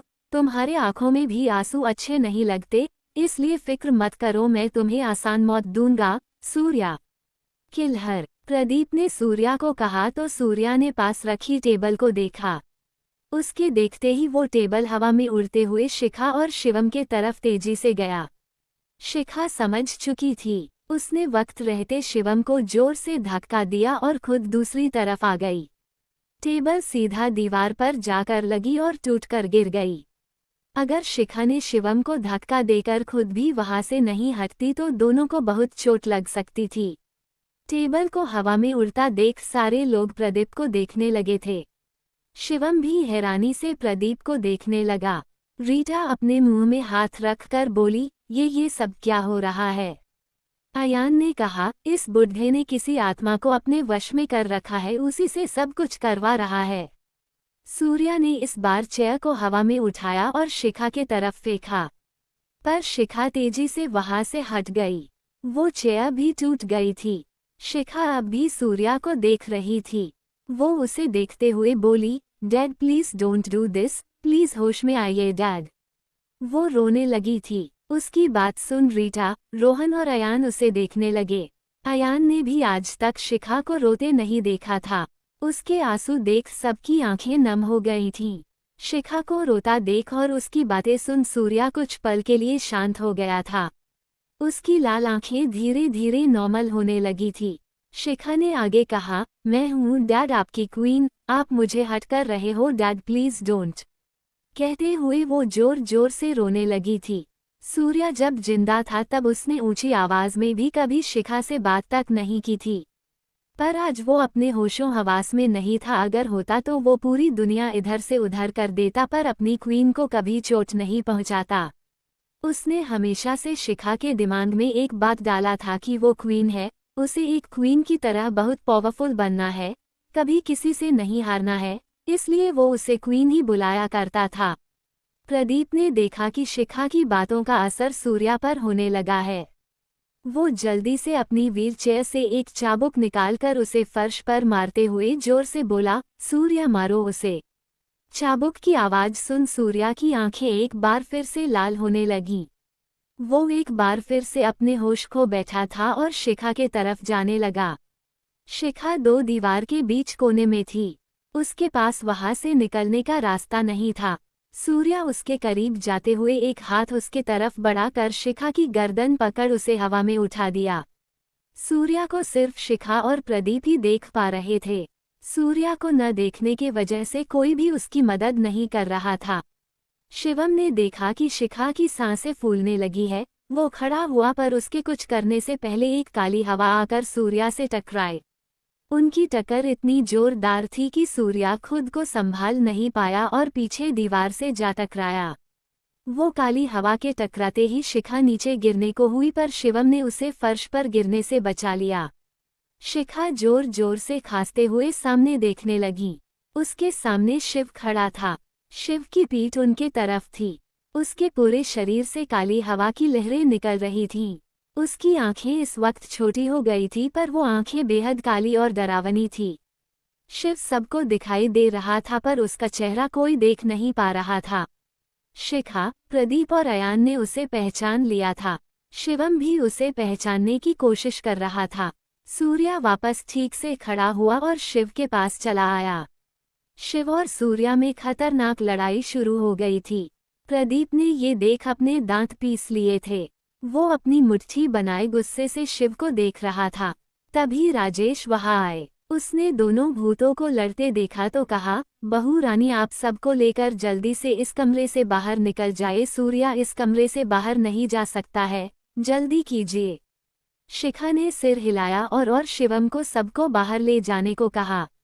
शिवम ने सबको बाहर जाने को कहा तो सब बाहर भागने लगे। शिवम ने शिखा को सहारा देकर उठाया और उसे बाहर ले जाने लगा। प्रदीप ने उन्हें बाहर जाते देखा तो जोर से चिल्लाया, सूर्या मारो उस लड़की को, वो जिंदा जानी नहीं चाहिए।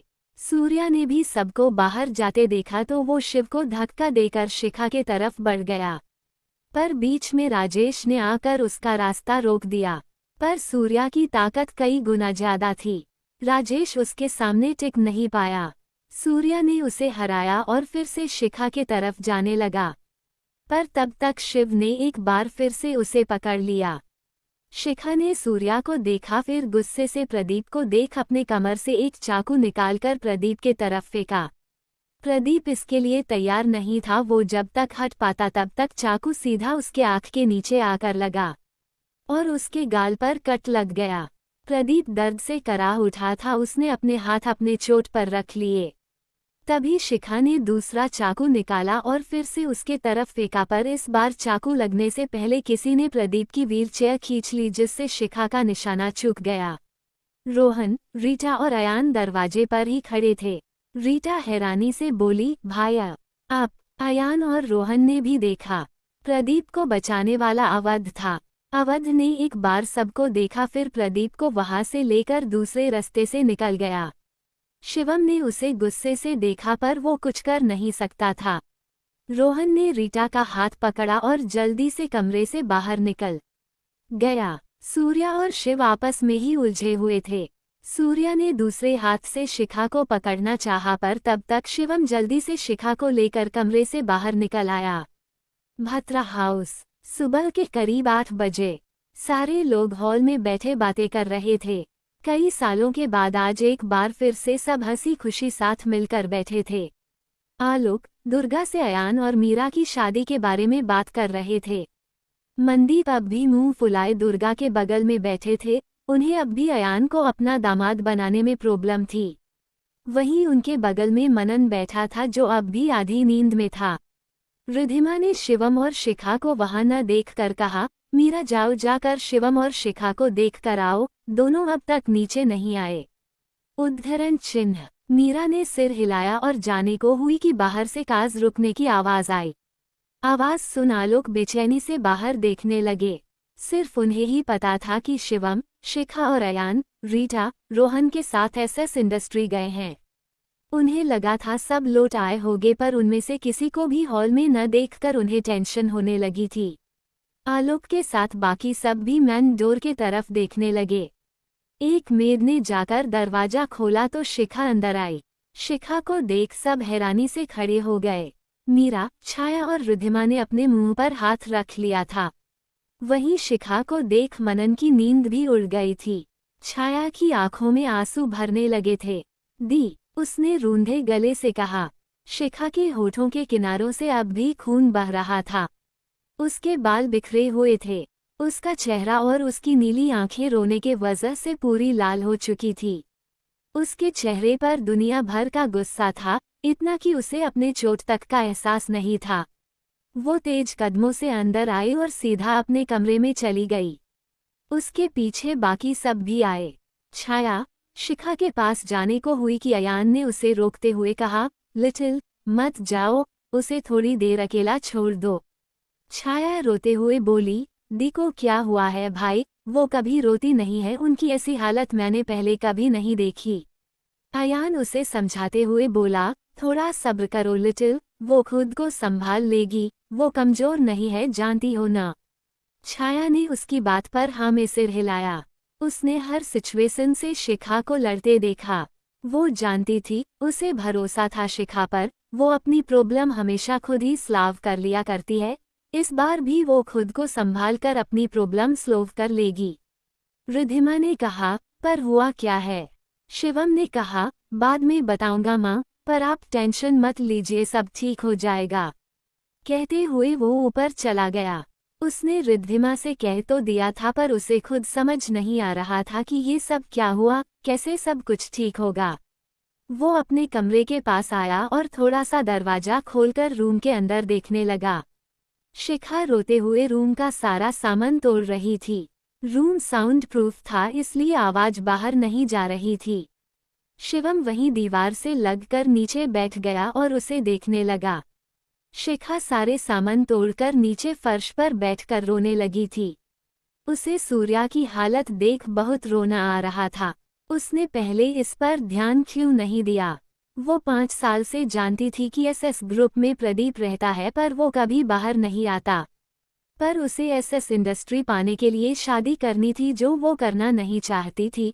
अगर वो पहले ही शादी कर एसएस इंडस्ट्री गई होती, आज सूर्या प्रदीप की कैद से आज़ाद होता, उसे इतनी तकलीफों का सामना नहीं करना पड़ता। वहीं शिवम के दिमाग में शिव चल रहे थे। शिवम जितना जानता था उसके मुताबिक प्रदीप शिव के लिए बहुत जरूरी थे, वो हमेशा उसका साथ दिया करते थे। ब्यू से लगने लगा जैसे इन सब में शिव भी प्रदीप के साथ शामिल हैं, उनका भी पूरा साथ है सूर्या की ऐसी हालत करने के पीछे। उसे सुबह से बदला शिखा का बिहेवियर याद आया। उसने खुद से कहा, कहीं बीवी इसलिए तो मुझसे। उसने अपने सिर को पकड़ लिया। उसे एक बार फिर से शिव से नफरत होने लगी थी। अब उसका शक यकीन में बदलने लगा था कि शिव भी प्रदीप के साथ मिला हुआ है और शिखा को ये सब पता है, इसलिए वो उसके साथ रूड बिहेव करने लगी है। करीब 1 घंटे बाद शिवम रूम में आया। चारों तरफ कांच, पॉट जैसी चीजें टूटे हुए बिखरे पड़े थे। शिवम ने शिखा को देखा जो नीचे रोते रोते ही सो गई थी। उसने बेड साफ किया, फिर शिखा को गोद में उठाकर बेड पर लेटा दिया।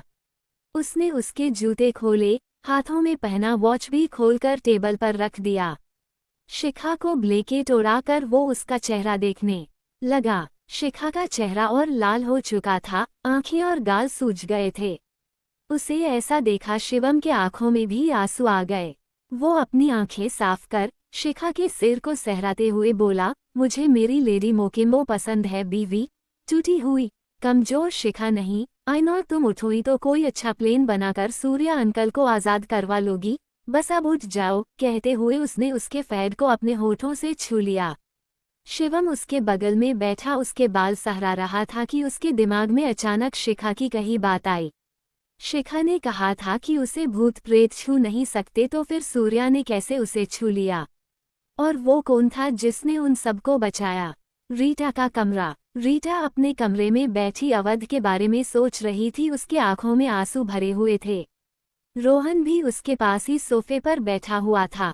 वो उसे समझाते हुए बोला, रीटा तुम्हें गिल्ट फील करने की जरूरत नहीं है, धोखा अवध ने दिया है, तुमने नहीं। रीटा उसके तरफ पलटकर रोते हुए बोली, भाई को ऐसा नहीं करना चाहिए था। वो शिवम सर को धोखा कैसे दे सकते हैं? सर ने हमारे लिए कितना कुछ किया है, और वो एक पल में ही उनके किए गए एहसानों को भूल गए।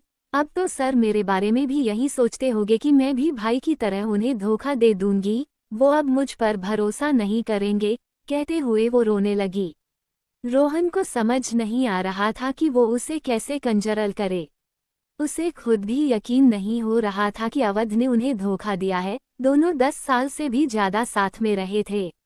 उसने या शिवम ने कभी सपने में भी नहीं सोचा था कि अवध एक दिन उन्हें चिट करेगा। उसने रीटा को रोते हुए देखा।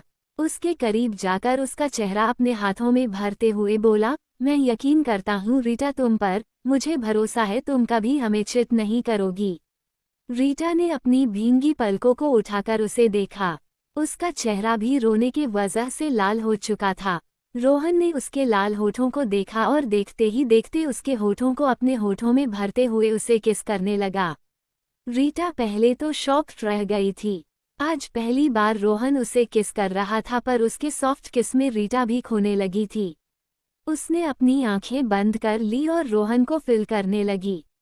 आलोक का कमरा। आलोक, अयान और मनदीप तीनों सोफे पर बैठे हुए थे। अयान ने उन्हें सब कुछ बता दिया था, पर शिव के बारे में सिर्फ आलोक को बताया था। मनदीप भी शिवम की तरह शिव के मौत से अनजान थे। मनदीप ने कहा, तो आगे क्या करना है? अयान ने उन्हें देखा। उसे शिव के वजह से मनदीप पर भी बहुत गुस्सा आ रहा था। आखिर वो एक बड़े भाई थे, उन्होंने क्यों अपने छोटे भाई पर ध्यान नहीं दिया था? अगर वो ध्यान देते तो शिव कभी ऐसी गलती नहीं करता और न ही सूर्या की ऐसी हालत होती और शिखा को वो सब देखना पड़ता। मनदीप उसकी नजरें समझ रहे थे।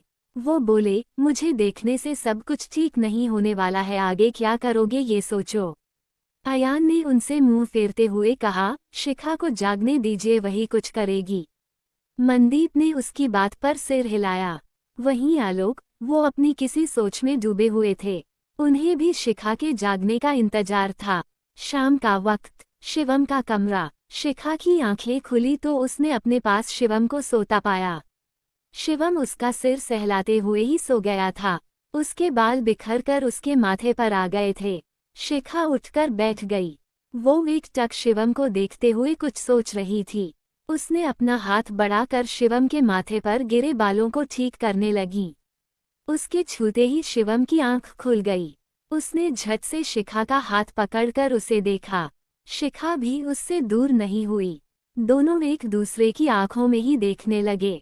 अचानक शिवम ने उसका हाथ पकड़कर अपनी तरफ खींचा और उसे अपने सीने से लगा लिया। उसके खींचने से शिखा का सिर उसके सीने पर आ गया था। वो उसकी बढ़ी हुई हार्टबीट सुन सकती थी। शिखा ने उसे गले नहीं लगाया था, पर वो उससे दूर भी नहीं हुई। दोनों ने अपनी आंखें बंद कर ली और यूं खामोश बैठे रहे। थोड़ी देर बाद शिखा आंखें खोलकर बोली, मुझे वॉशरूम जाना है। उसकी बात सुन शिवम ने उसे खुद से अलग किया और सिर हिला दिया। शिखा बेड से उठी और वॉशरूम चली गई। शिवम बस उसे जाता देखता रहा। रात का वक्त, डाइनिंग टेबल पर सारे लोग बैठे थे, पर सबकी नजरें शिखा और शिवम को ढूंढ रही थी। रीटा नीचे नहीं आना चाहती थी, पर रोहन उसे जबरदस्ती लेकर आ गया था। तभी शिखा और शिवम भी नीचे आए और अपनी अपनी चेयर पर बैठ गए।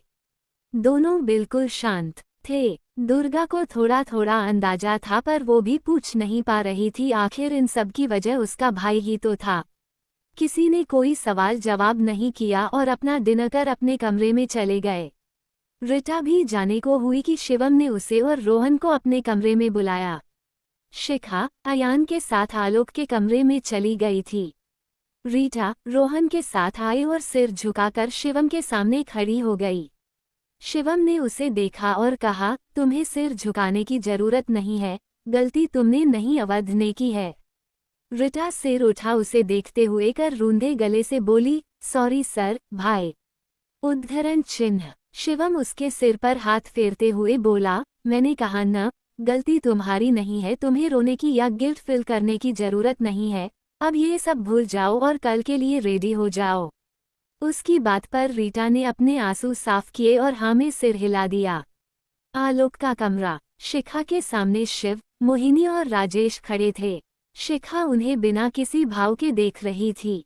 वो शिव के सामने खड़ी होकर बोली, आप खुद से बताएंगे, आपके पास इतनी शक्तियां कहाँ से आई और वो काला धुआं जैसा क्या था, कहीं आप। शिव ने उसकी आंखों में देखते हुए कहा, सही सोच रही हो तुम, मैं वही हूँ। शिखा उसकी बात सुन सोफे पर बैठ गई। टेबल पर कुछ शराब के बोतल रखे हुए थे। शिखा ने एक बोतल उठाया और एक पैग बनाकर एक ही बार में पूरा गटक गई। मोहिनी उसे शराब पीते देख गुस्से से बोली, तुम हमारी बिल्कुल भी इज्जत नहीं करती हो, अपने सास ससुर के सामने ही शराब पी रही हो। शिखा ने उसकी बात पर उसे ऐसे देखा जैसे किसी दूसरे ग्रह के जीव को देख रही हो। वो फुसफुसाते हुए बोली, ये अपनी सास गिरी छोड़ेगी नहीं, कहते हुए उसने नमे सिर हिला दिया। उसने जानबूझकर इस तरह से कहा था कि सबने उसकी बात सुन ली थी। राजेश और आलोक अपने मुंह में हाथ रखकर हंसने लगे थे। आलोक को भी मोहिनी के बारे में पता था। वो जानते थे शिखा उसे ही टोंट मार रही है। मोहिनी उसकी बात सुन उसे घूरने लगी थी, बेचारी, और कुछ कर भी तो नहीं सकती थी। शिव शिखा को ही देख रहे थे। भले शिखा नॉर्मल बिहेव कर रही थी, पर उसके अंदर चल रहे तूफान को वो देख सकते थे। अयान ने कहा, अरे हमें भी तो बताओ, छोटे ससुर जी कौन है, उनके पास वो काली पौवा कहाँ से आ गई। शिखा ने अपना दूसरा पैग पीते हुए बोली, जीनी। शिखा की बात सुन आलोक की आंखें एकदम से बड़ी हो गई। वहीं अयान को समझ नहीं आया। वो आलोक को देखकर बोला, विधायक जी, इसमें इतना शॉक्ड होने जैसी क्या बात है। जीनी मतलब जिन न, जैसे भूत प्रेत होते हैं वैसे ही जिन होते हैं। आलोक जी ने कसकर उसके सिर पर चपत लगाए और कहा, जब पता नहीं हो तो बोला मत करो। भूत प्रेत और जिन में फर्क होता है। जिन सबसे शक्तिशाली होता है, उसे हराने की ताकत किसी में नहीं होती, पर जहाँ तक मुझे पता है जिन बनने के लिए मरे हुए इंसान को आग में जलना पड़ता है।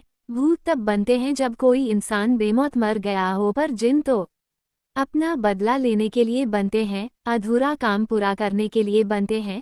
जो गलती उसने कभी नहीं की, जब उसकी सजा उसे मिलती है तब बनते हैं। मरने के बाद भी 3 बार मरना पड़ता है, इतना दर्द सहना पड़ता है जिससे ऊपर वाला हमें एक मौका देने के लिए राजी हो जाए। कहते हुए शिव की आंखें फिर से गहरी काली होने लगी थी।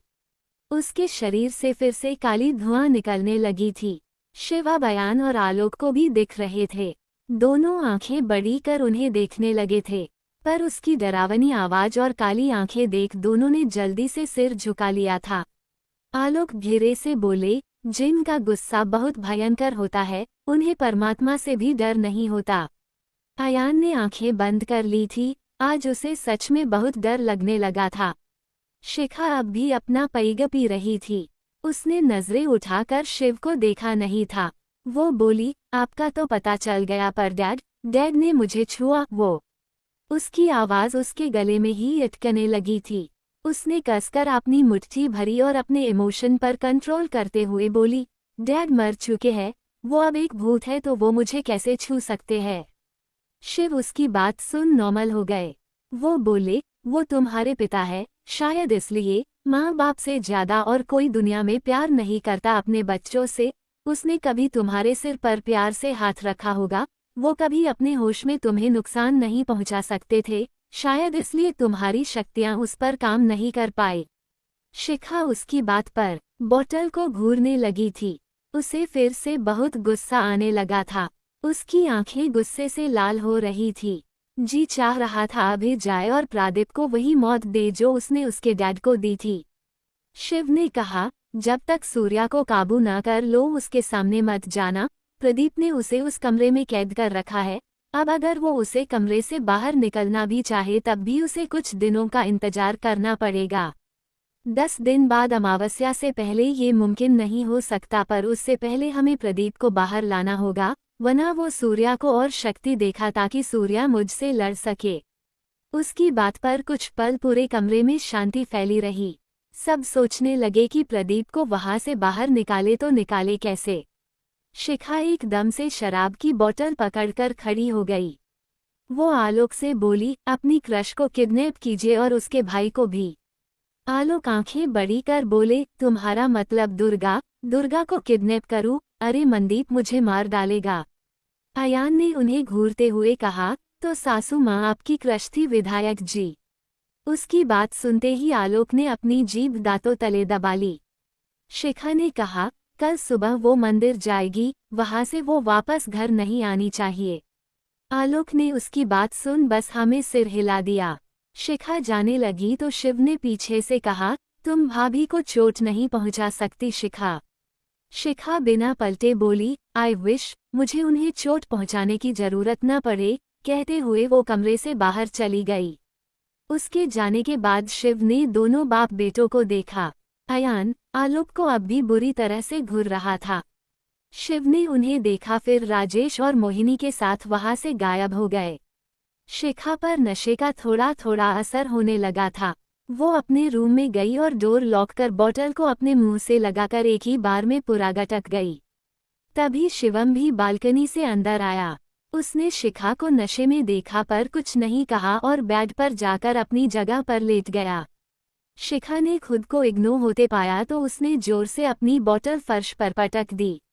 शिवम, जिसने थोड़ी देर पहले पूरे कमरे को खुद से साफ किया था, बोतल टूटने की आवाज सुनकर वो उठकर बैठ गया और शिखा को दे। एसएस इंडस्ट्री उसी फ्लो के एक दूसरे बड़े कमरे में प्रदीप अपनी व्हीलचेयर पर बैठा था।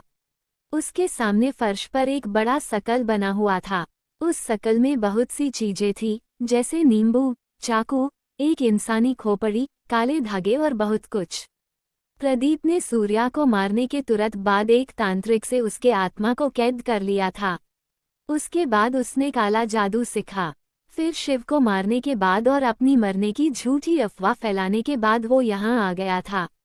सबको लगता था शिव के बाद एसएस इंडस्ट्री को शिवानी और उसकी बेटी ने संभाला है, शायद इसलिए इतने सालों से किसी ने उसके ऑनर को देखा नहीं। पर ऐसा नहीं था। प्रदीप ने पूरे एसएस इंडस्ट्री को शिव से धोखे से अपने हाथों में ले लिया था, पर लीगली इसकी ऑनर शिखा और उसका पति ही थे। प्रदीप ने शिखा को मारने की पहले भी कोशिश की थी, पर शिखा हर बार बच जाया करती थी। उसे शिव के बारे में भी खबर मिली थी कि शिव जिन बन चुका है, पर जिन को कोई कैद नहीं कर सकता, और खासकर शिव ने जो पौवा हासिल की थी उसके बाद तो उसे बिल्कुल भी वश में नहीं किया जा सकता था। प्रदीप ने शिव को मारने के बाद कभी नहीं देखा, पर वो जानता था जब उसे सच पता चलेगा तब वो जरूर आएंगे, इसलिए उसने पूरी बिल्डिंग को ही अपनी शक्तियों से कवर कर लिया था। शिव और शिखा को हराकर मारने के लिए उसे बहुत ताकत की जरूरत थी, इसलिए वो सूर्या को और शक्तिशाली बनाने लगा था। वो उस काले घेरे में कुछ कर रहा था और सूर्या वहीं एक तरफ बैठा हुआ था। उसके चेहरे पर कोई भाव नहीं थे, वो बस उस इंसानी खोपड़ी को घूरे जा रहा था। प्रदीप ने बालकनी से दिख रहे चांद को देखा और कहा, अमावस्या तक का और इंतजार, उसके बाद शिव और शिखा दोनों को मैं बहुत बुरी मौत दूंगा। कहते हुए वो जोर जोर से हंसने लगा था। उसकी हंसी बहुत खतरनाक लग रही थी। वो इस वक्त किसी पागल से कम नहीं लग रहा था। उसी कमरे के बाहर सीड और अवध खड़े थे। दोनों को प्रदीप की आवाज सुनाई नहीं दे रही थी। वो दोनों एक दूसरे को देख रहे थे। सीड ने उसकी आंखों में देखते हुए कहा, तुम्हें नहीं लगता तुम शिवम को धोखा देकर गलती कर रहे हो? उसने तुम्हारे और तुम्हारी बहन के लिए बहुत कुछ किया था। अवध ने भी उसकी आंखों में देखते हुए कहा, तब तो तुम भी गलत कर रहे हो। शिखा मैडम के पापा ने भी तुम्हारे और तुम्हारे परिवार के लिए बहुत किया था। सीड ने उसकी बात पर कुछ नहीं कहा। दोनों ने कुछ पल एक दूसरे के आंखों में देखा, फिर एक दूसरे के अपोजिट तरफ पलट गए। वो दोनों एक दूसरे से ऑपोजिट साइड जा रहे थे, पर दोनों के चेहरे पर एक जैसा ही भाव थे, जिसकी वजह सिर्फ वो दोनों ही जानते थे। शिवम का कमरा। शिवम बेड पर बैठा शिखा को देख रहा था। शिखा भी गुस्से से उसे ही देख रही थी। शिवम ने देखा कि वो कुछ नहीं बोल रही है तो वो फिर से लेट गया। उसके लेटते ही फिर से कुछ टूटने की आवाज आई। इस बार शिवम झुंझला कर उठ गया और बोला, क्या कर रही हो बीवी? फिर से क्यों सारा सामान तोड़ रही हो? शिखा ने इस बार डोर के पास रखे टेबल पर से पॉट उठाकर तोड़ दिया था। उसकी बात सुन शिखा दूसरे तरफ गई और दूसरा पॉट उठाकर तोड़ने को हुई कि शिवम तेजी से आया और उसका हाथ पकड़ते हुए बोला, इसे मत तोड़ो, इसे बड़ी माँ ने मुझे मेरे फास्ट बिजनेस डील करने पर दिया था। शिखा ने उसकी बात पर पॉट को देखा। हाँ, पॉट महंगा और खूबसूरत लग रहा था, पर भला बिजनेस डील करने पर पॉट कौन गिफ्ट करता है? शिवम ने उसके हाथ से पॉट पकड़ा और टेबल पर रखते हुए बोला, देखो, अगर गुस्सा शांत नहीं हुआ है तो अपने विला चली जाओ, या चलो मैं तुम्हें स्टोर रूम में ले जाता हूँ। वहाँ की सारी चीजें तोड़कर तुम अपना गुस्सा शांत कर लेना, पर प्लीज अब यहाँ कुछ मत तोड़ना। मैं दोबारा सब कुछ साफ नहीं करूँगा, और वैसे भी मैं तुम्हारे जितना अमीर नहीं हूँ जो इतनी महंगी चीज बार बार खरीद सकूं। कहते हुए वो पीछे पलटा और शिखा को देखने लगा। उसने अब तक ध्यान नहीं दिया था, पर पास से देखने पर उसे पता चला कि शिखा नशे में पूरी तरह धुत हो चुकी है, इतनी कि ठीक से खड़ी भी नहीं हो पा रही है। नशे के वजह से शिखा की नीली आंखें बहुत खूबसूरत लग रही थी। गुस्से में उसका चेहरा लाल हो चुका था। शिवम की नजरें फिर से उसके रेड चेरी जैसे होठों पर टिक गई। उसके होठ देख शिवम का गला सूखने लगा था, पर फिलहाल रोमांस करने का कोई चांस नहीं था, इसलिए उसने खुद पर कंट्रोल किया और उसके पास जाकर उसे पकड़कर बेड पर ले गया। उसने शिखा को बेड पर लेटाया और ब्लैंकेट से उसे कवर करने लगा, पर शिखा सोने के मूड में बिल्कुल भी नहीं थी। वो उठकर बैठ गई और बोली, कैसे बेवकूफ़ इंसान हो तुम, इतने बेवकूफ़ क्यों हो? उसकी बात सुन शिवम ने उसे देखा, फिर उसके सामने बैठते हुए बोला, क्यों, अब क्या कर दिया मैंने? वही तो, कुछ कर ही तो नहीं रहे हो। मुझसे बात करो, अपनी बात रखो, पूछो, बताओ, रोमांस करो। शिखा पलकें झपकाते हुए बोले जा रही थी। उसकी आखिरी लाइन सुनकर शिवम ने कहा, तुम्हें रोमांस करना है? कहते हुए उसके दिमाग में कुछ आया। वो एकदम से बोला, बीवी, तुम मुझे छोड़कर तो नहीं जाने का सोच रही हो? शिखा ने अपनी नशीली आंखों से उसे देखा, फिर बेड पर लेटते हुए बोली, पता नहीं, मैं कंफ्यूज हूँ। उसके लेटने से पहले ही शिवम ने उसका हाथ पकड़कर खींचा, जिससे वो संभल नहीं पाए और शिवम के बिल्कुल करीब चली गई। दोनों का चेहरा एक दूसरे के बेहद करीब आ चुका था, इतना कि उनकी गर्म सांसों के साथ उनके नाक भी एक दूसरे से टच हो रहे थे। शिवम को उसकी पता नहीं, कंफ्यूज हूँ सुनकर एक अनजाने डर ने घेर लिया था। डर की कहीं शिखा उसे छोड़कर न चली जाए। वो अपने दूसरे हाथ से उसका चेहरा थामते हुए बोला, कुछ भी करना बीवी, पर मुझसे दूर मत जाना। हम शिखा पलकें झपकाते हुए उसे देख रही थी, पर वो कुछ बोल नहीं रही थी। शिवम ने कुछ पल उसे देखा, फिर एकदम से उसके होठों को अपने होठों में दबा लिया। शिखा ने उसके होठों को महसूस करते ही अपनी आंखें बंद कर ली थी। वो उसका साथ नहीं दे रही थी, पर रजिस्ट भी नहीं कर रही थी। शिवम की भी आंखें बंद थी। उसने शिखा का हाथ छोड़ा और उसे कमर से पकड़कर अपने और करीब खींच लिया।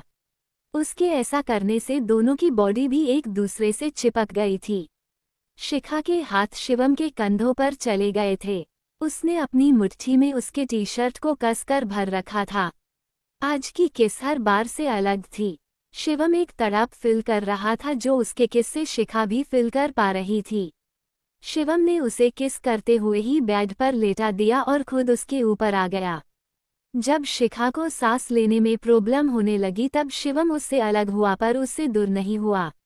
उसके होठ अब शिखा के गले, कंधे और कोरल बोन पर चल रहे थे। कब वो एग्रेसिव होकर किसके साथ बाइट भी लगने लगा था उसे होश ही नहीं रहा। शिखा उसके बालों में हाथ फेरते हुए सिसकियां ले रही थी। शिवम ने एक एक कर उसके और अपने सारे कपड़े बैग से नीचे फेंक दिए और दोनों के ऊपर ब्लैंकेट डाल लिया। करीब सुबह के 4 बजे शिखा की सिसकियां बंद हुई थी। शिवम ने उसके फहद पर किस किया और उसे अपनी बाहों में कैद कर आंखें बंद कर ली। शिवम ने आंखें बंद तो कर ली थी पर उसके आंखों में नींद नहीं था। उसके दिल की बेचैनी बढ़ती जा रही थी। उसे शिखा के जागने का इंतजार था ताकि वो उससे बात कर जान सके कि वो उसे छोड़कर तो नहीं जाएगी न। कॉन्ट्रैक्ट खत्म होने में अब सिर्फ 2.5 महीने का ही वक्त रह गया था। उसने आंखें खोली और एक टक शिखा के चेहरे को देखने लगा। अगली सुबह दुर्गा गुरुवार का व्रत करती थी, इसलिए वो आज के दिन सुबह 6 बजे ही मंदिर चली जाया करती थी।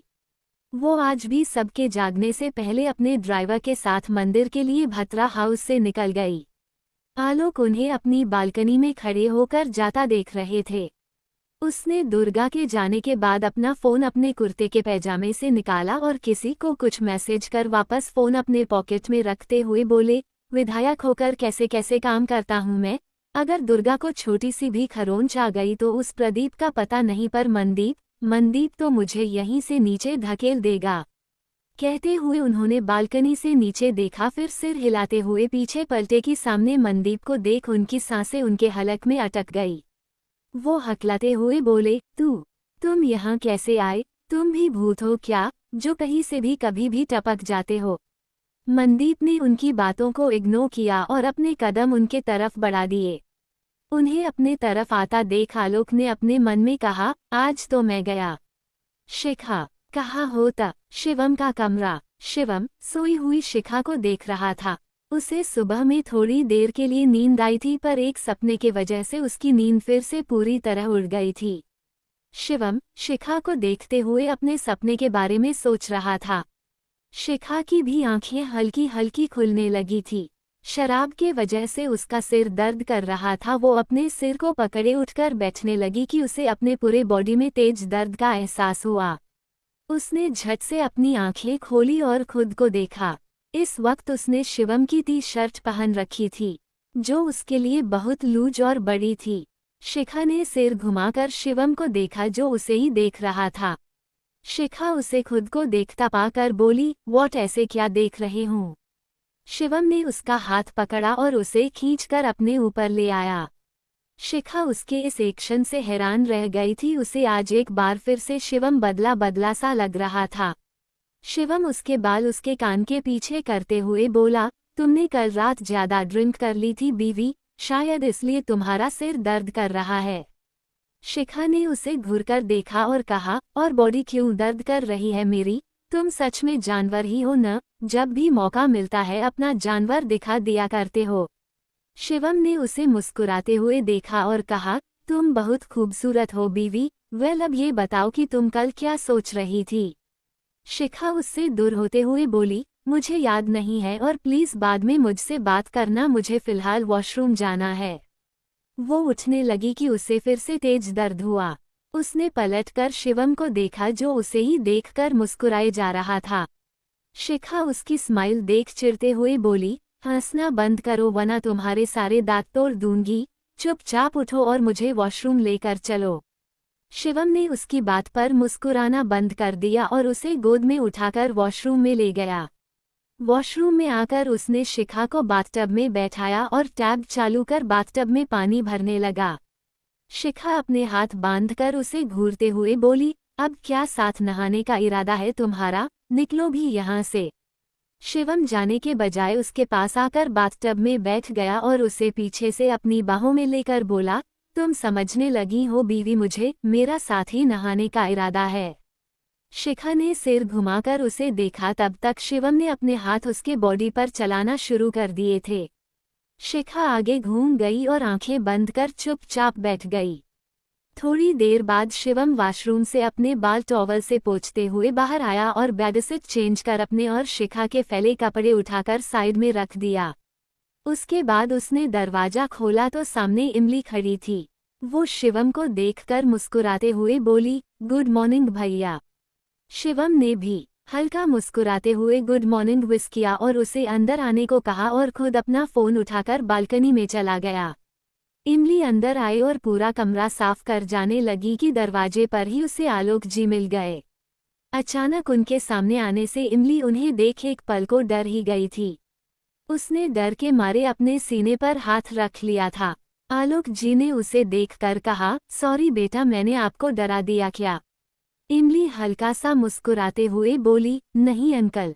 आलोक जी बार बार पीछे देख रहे थे।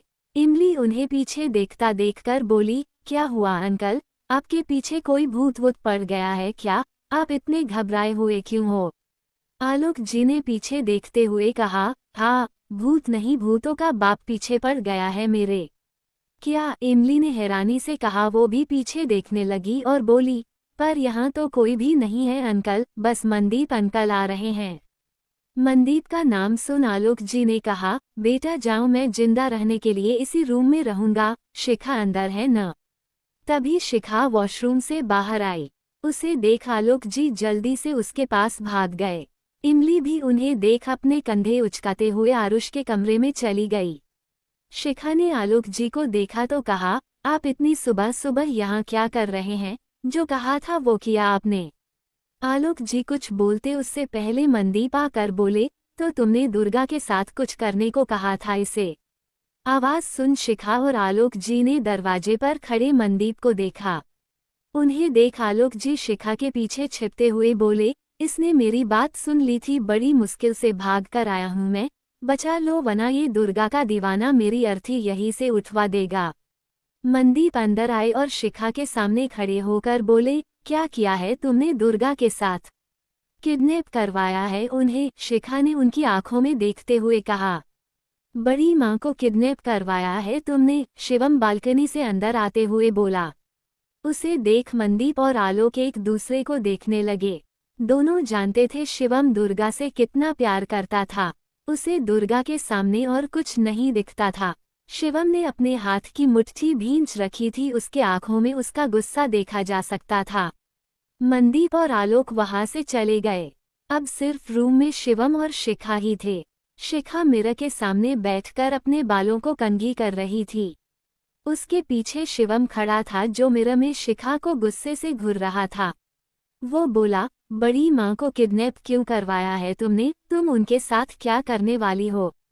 शिखा ने कहा, फिलहाल सोचा नहीं है अभी तक मैंने, कहकर वो उठकर जाने लगी कि शिवम ने उसके दोनों बाजुओं को पकड़कर दीवार से लगा दिया।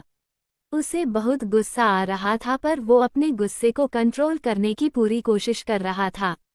वो एक गहरी सांस लेकर शिखा से थोड़ा दूर हुआ और बोला, देखो बीवी, मैं तुम्हें फिर से हर्ट नहीं करना चाहता हूँ, इसलिए मैं जो भी पूछूं उसका सही सही जवाब दो। शिखा ने उसे देखा तो शिवम ने कहा, मुझे सब कुछ याद आ गया है, ये भी कि तुमने किसके कहने पर मुझसे शादी की थी। छोटे बॉस को सब कुछ याद आ गया, पर कैसे? कहते हुए राजेश पीछे पलटे कि मोहिनी को देख डरकर जल्दी से 2 कदम पीछे हो गए। दोनों बालकनी में खड़े थे। राजेश तो शिखा से बात करने आया था। वो मोहिनी को देखकर बोले, आप यहाँ क्या कर रही हो? मोहिनी शिखा और शिवम को देख रही थी। वो बोली, उन्हें देखने आई हूँ। राजेश ने एक बार पलटकर पीछे देखा, फिर जल्दी से सिर घुमाकर कहा, कहीं आपने तो छोटे बॉस की याददाश्त वापस नहीं लाई? अगर ऐसा है तो बॉस बहुत गुस्सा हो गया आप पर। मोहिनी ने उसे देखा और कहा, मेरी फिक्र करने की जरूरत नहीं है तुम्हें। राजेश उसकी बात पर उसे देखते हुए मन में बोले, मैं फिक्र नहीं करूंगा तो और कौन करेगा? मोहिनी ने उसे देखा और कहा, जाओ और जाकर शिव को बता दो कि शिवम की याददाश्त वापस आ गई है। राजेश ने कहा, ठीक है मैं बता दूंगा, पर पहले ये तो बताए आपने ऐसा क्यों किया? छोटे को अभी सब कुछ याद दिलाने की क्या जरूरत थी? मोहिनी शिवम को देख रही थी जो अपना गुस्सा कंट्रोल कर शिखा से बात कर रहा था। वो होले से मुस्कुराते हुए बोली, मेरा बेटा बहुत कंफ्यूज था, इसलिए मैंने उसकी कंफ्यूजन दूर करने के लिए उसे सब कुछ याद दिला दिया। राजेश सिर हिलाते हुए बोले, ओके मैं समझ गया, पर क्या अब आप मेरी कंफ्यूजन दूर करेगी? उसने अपने दांत दिखाते हुए कहा था। मोहिनी सर हिलाते हुए बोली, अपने बॉस से पूछ लो, वो भी यही करने वाले थे। कहते हुए वो वहां से गायब हो गई। राजेश ने कंफ्यूजन से अपना सिर खुजलाया और वहां से गायब हो गए। अंदर कमरे में शिखा अपने मन में बोली, ये पक्का सासू माँ का ही काम होगा, चैन से जीने नहीं देगी वो मुझे। शिवम गहरी गहरी सांस लेते हुए उसे देख रहा था। दुर्गा की किडनैपिंग क्यों करवाया है इसका कारण उसे कुछ कुछ पता, पर शिव के कहने पर शिखा ने उससे शादी की थी, ये बात एक बार फिर से उसे गुस्सा दिला रही थी। वो एकदम से शिखा के गले लग गया और उसके कंधे पर अपनी गर्म सांसें छोड़ते हुए बोला, उस आदमी ने कभी हमें अपना नहीं माना था। उस आदमी की वजह से मेरा पूरा परिवार बिखर गया था। बड़े पापा हमें छोड़कर चले गए थे, सब कुछ खराब कर दिया था उसने, सबकी जिंदगी उदा-पुदा कर दी थी उसने। वो शिखा से दूर हुआ और उसका चेहरा अपने हाथों में भरते हुए बोला, उस इंसान के वजह से ही तुम्हारे मॉम डैड की जान गई थी न, फिर भी तुम उसकी बात कैसे मान सकती हो? तुम्हें तो पता ही होगा ना, वो और प्रदीप एक साथ काम किया करते थे, वो भी पक्का इन सब में शामिल होगा। तुम उस पर भरोसा मत करना, उसकी बात मत सुनना। शिवम पैनिक होने लगा था। उसने कभी नहीं कहा था, पर शिव के जाने पर उसकी जिंदगी पर गहरा असर हुआ था। उसे लगने लगा था जैसे शिखा उसके करीब सिर्फ सब कुछ जानने के लिए आई थी, और अब जब सब कुछ जानकर वो अपना बदला लेने के लिए वो दुर्गा और उसके बाद बाकी सबका इस्तेमाल करेगी। शिवम को एक डर ये भी था कि कहीं शिखा उसे अकेला छोड़ चली न जाए। उसने अब तक शिखा के आंखों में खुद के लिए कभी प्यार नहीं देखा था। वो बहुत वक्त तक अकेला रह चुका था, इसलिए अब और अकेला रहने की हिम्मत नहीं थी उसमें। शिखा सब समझ रही थी। वो शांत भाव से उसकी आंखों में देखते हुए बोली, तुम्हारे पापा ने गलत किया था, बहुत गलत किया था। उन्होंने उस इंसान पर यकीन किया जिस पर कभी नहीं करना चाहिए था। शिवम उसकी बात पर उसे देखने लगा। शिखा ने आगे कहा, पर वो बुरे नहीं। शिवम बीच में ही चिल्लाते हुए बोला, वो बुरे हैं, बहुत बुरे हैं, मैं कह रहा हूँ न, तुम दूर रहना उनसे। तुम्हें पता है वो आज तक कभी हमें एक बार देखने तक नहीं आए हैं, उन्हें हमारे मरने और जीने से भी कोई फर्क नहीं पड़ता है। शिखा उसे कहना चाहती थी, बताना चाहती थी कि शिव मर चुका है, पर शिवम कुछ सुनने को तैयार नहीं था। तभी शिखा का फोन रिंग हुआ। उसने कॉल रिसीव किया तो उधर से अयान ने कुछ कहा जिसे सुन वो आती हूँ कहकर कॉल कट कर दिया। शिवम ने उसकी बात सुनी तो कहा, तुम बड़ी माँ के पास रही हो ना, मैं भी चलूंगा। देखो तुम कुछ भी करना, पर उन्हें या मेरे परिवार में से किसी को नुकसान मत पहुंचाना। हाँ, उसके आवाज में एक वार्निंग थी। शिखा ने बस हाँ में सिर हिला दिया। फिर दोनों चेंज कर भत्रा हाउस से निकल गए। वहीं दूसरी तरफ आरुष के कमरे में आरुष और इमली एक दूसरे को बुरी तरह घूर रहे थे। इमली ने तो झाड़ू को कुछ इस तरह पकड़ रखा था कि बस अभी आरुष को कूट कूट कर उसकी चटनी बना देगी।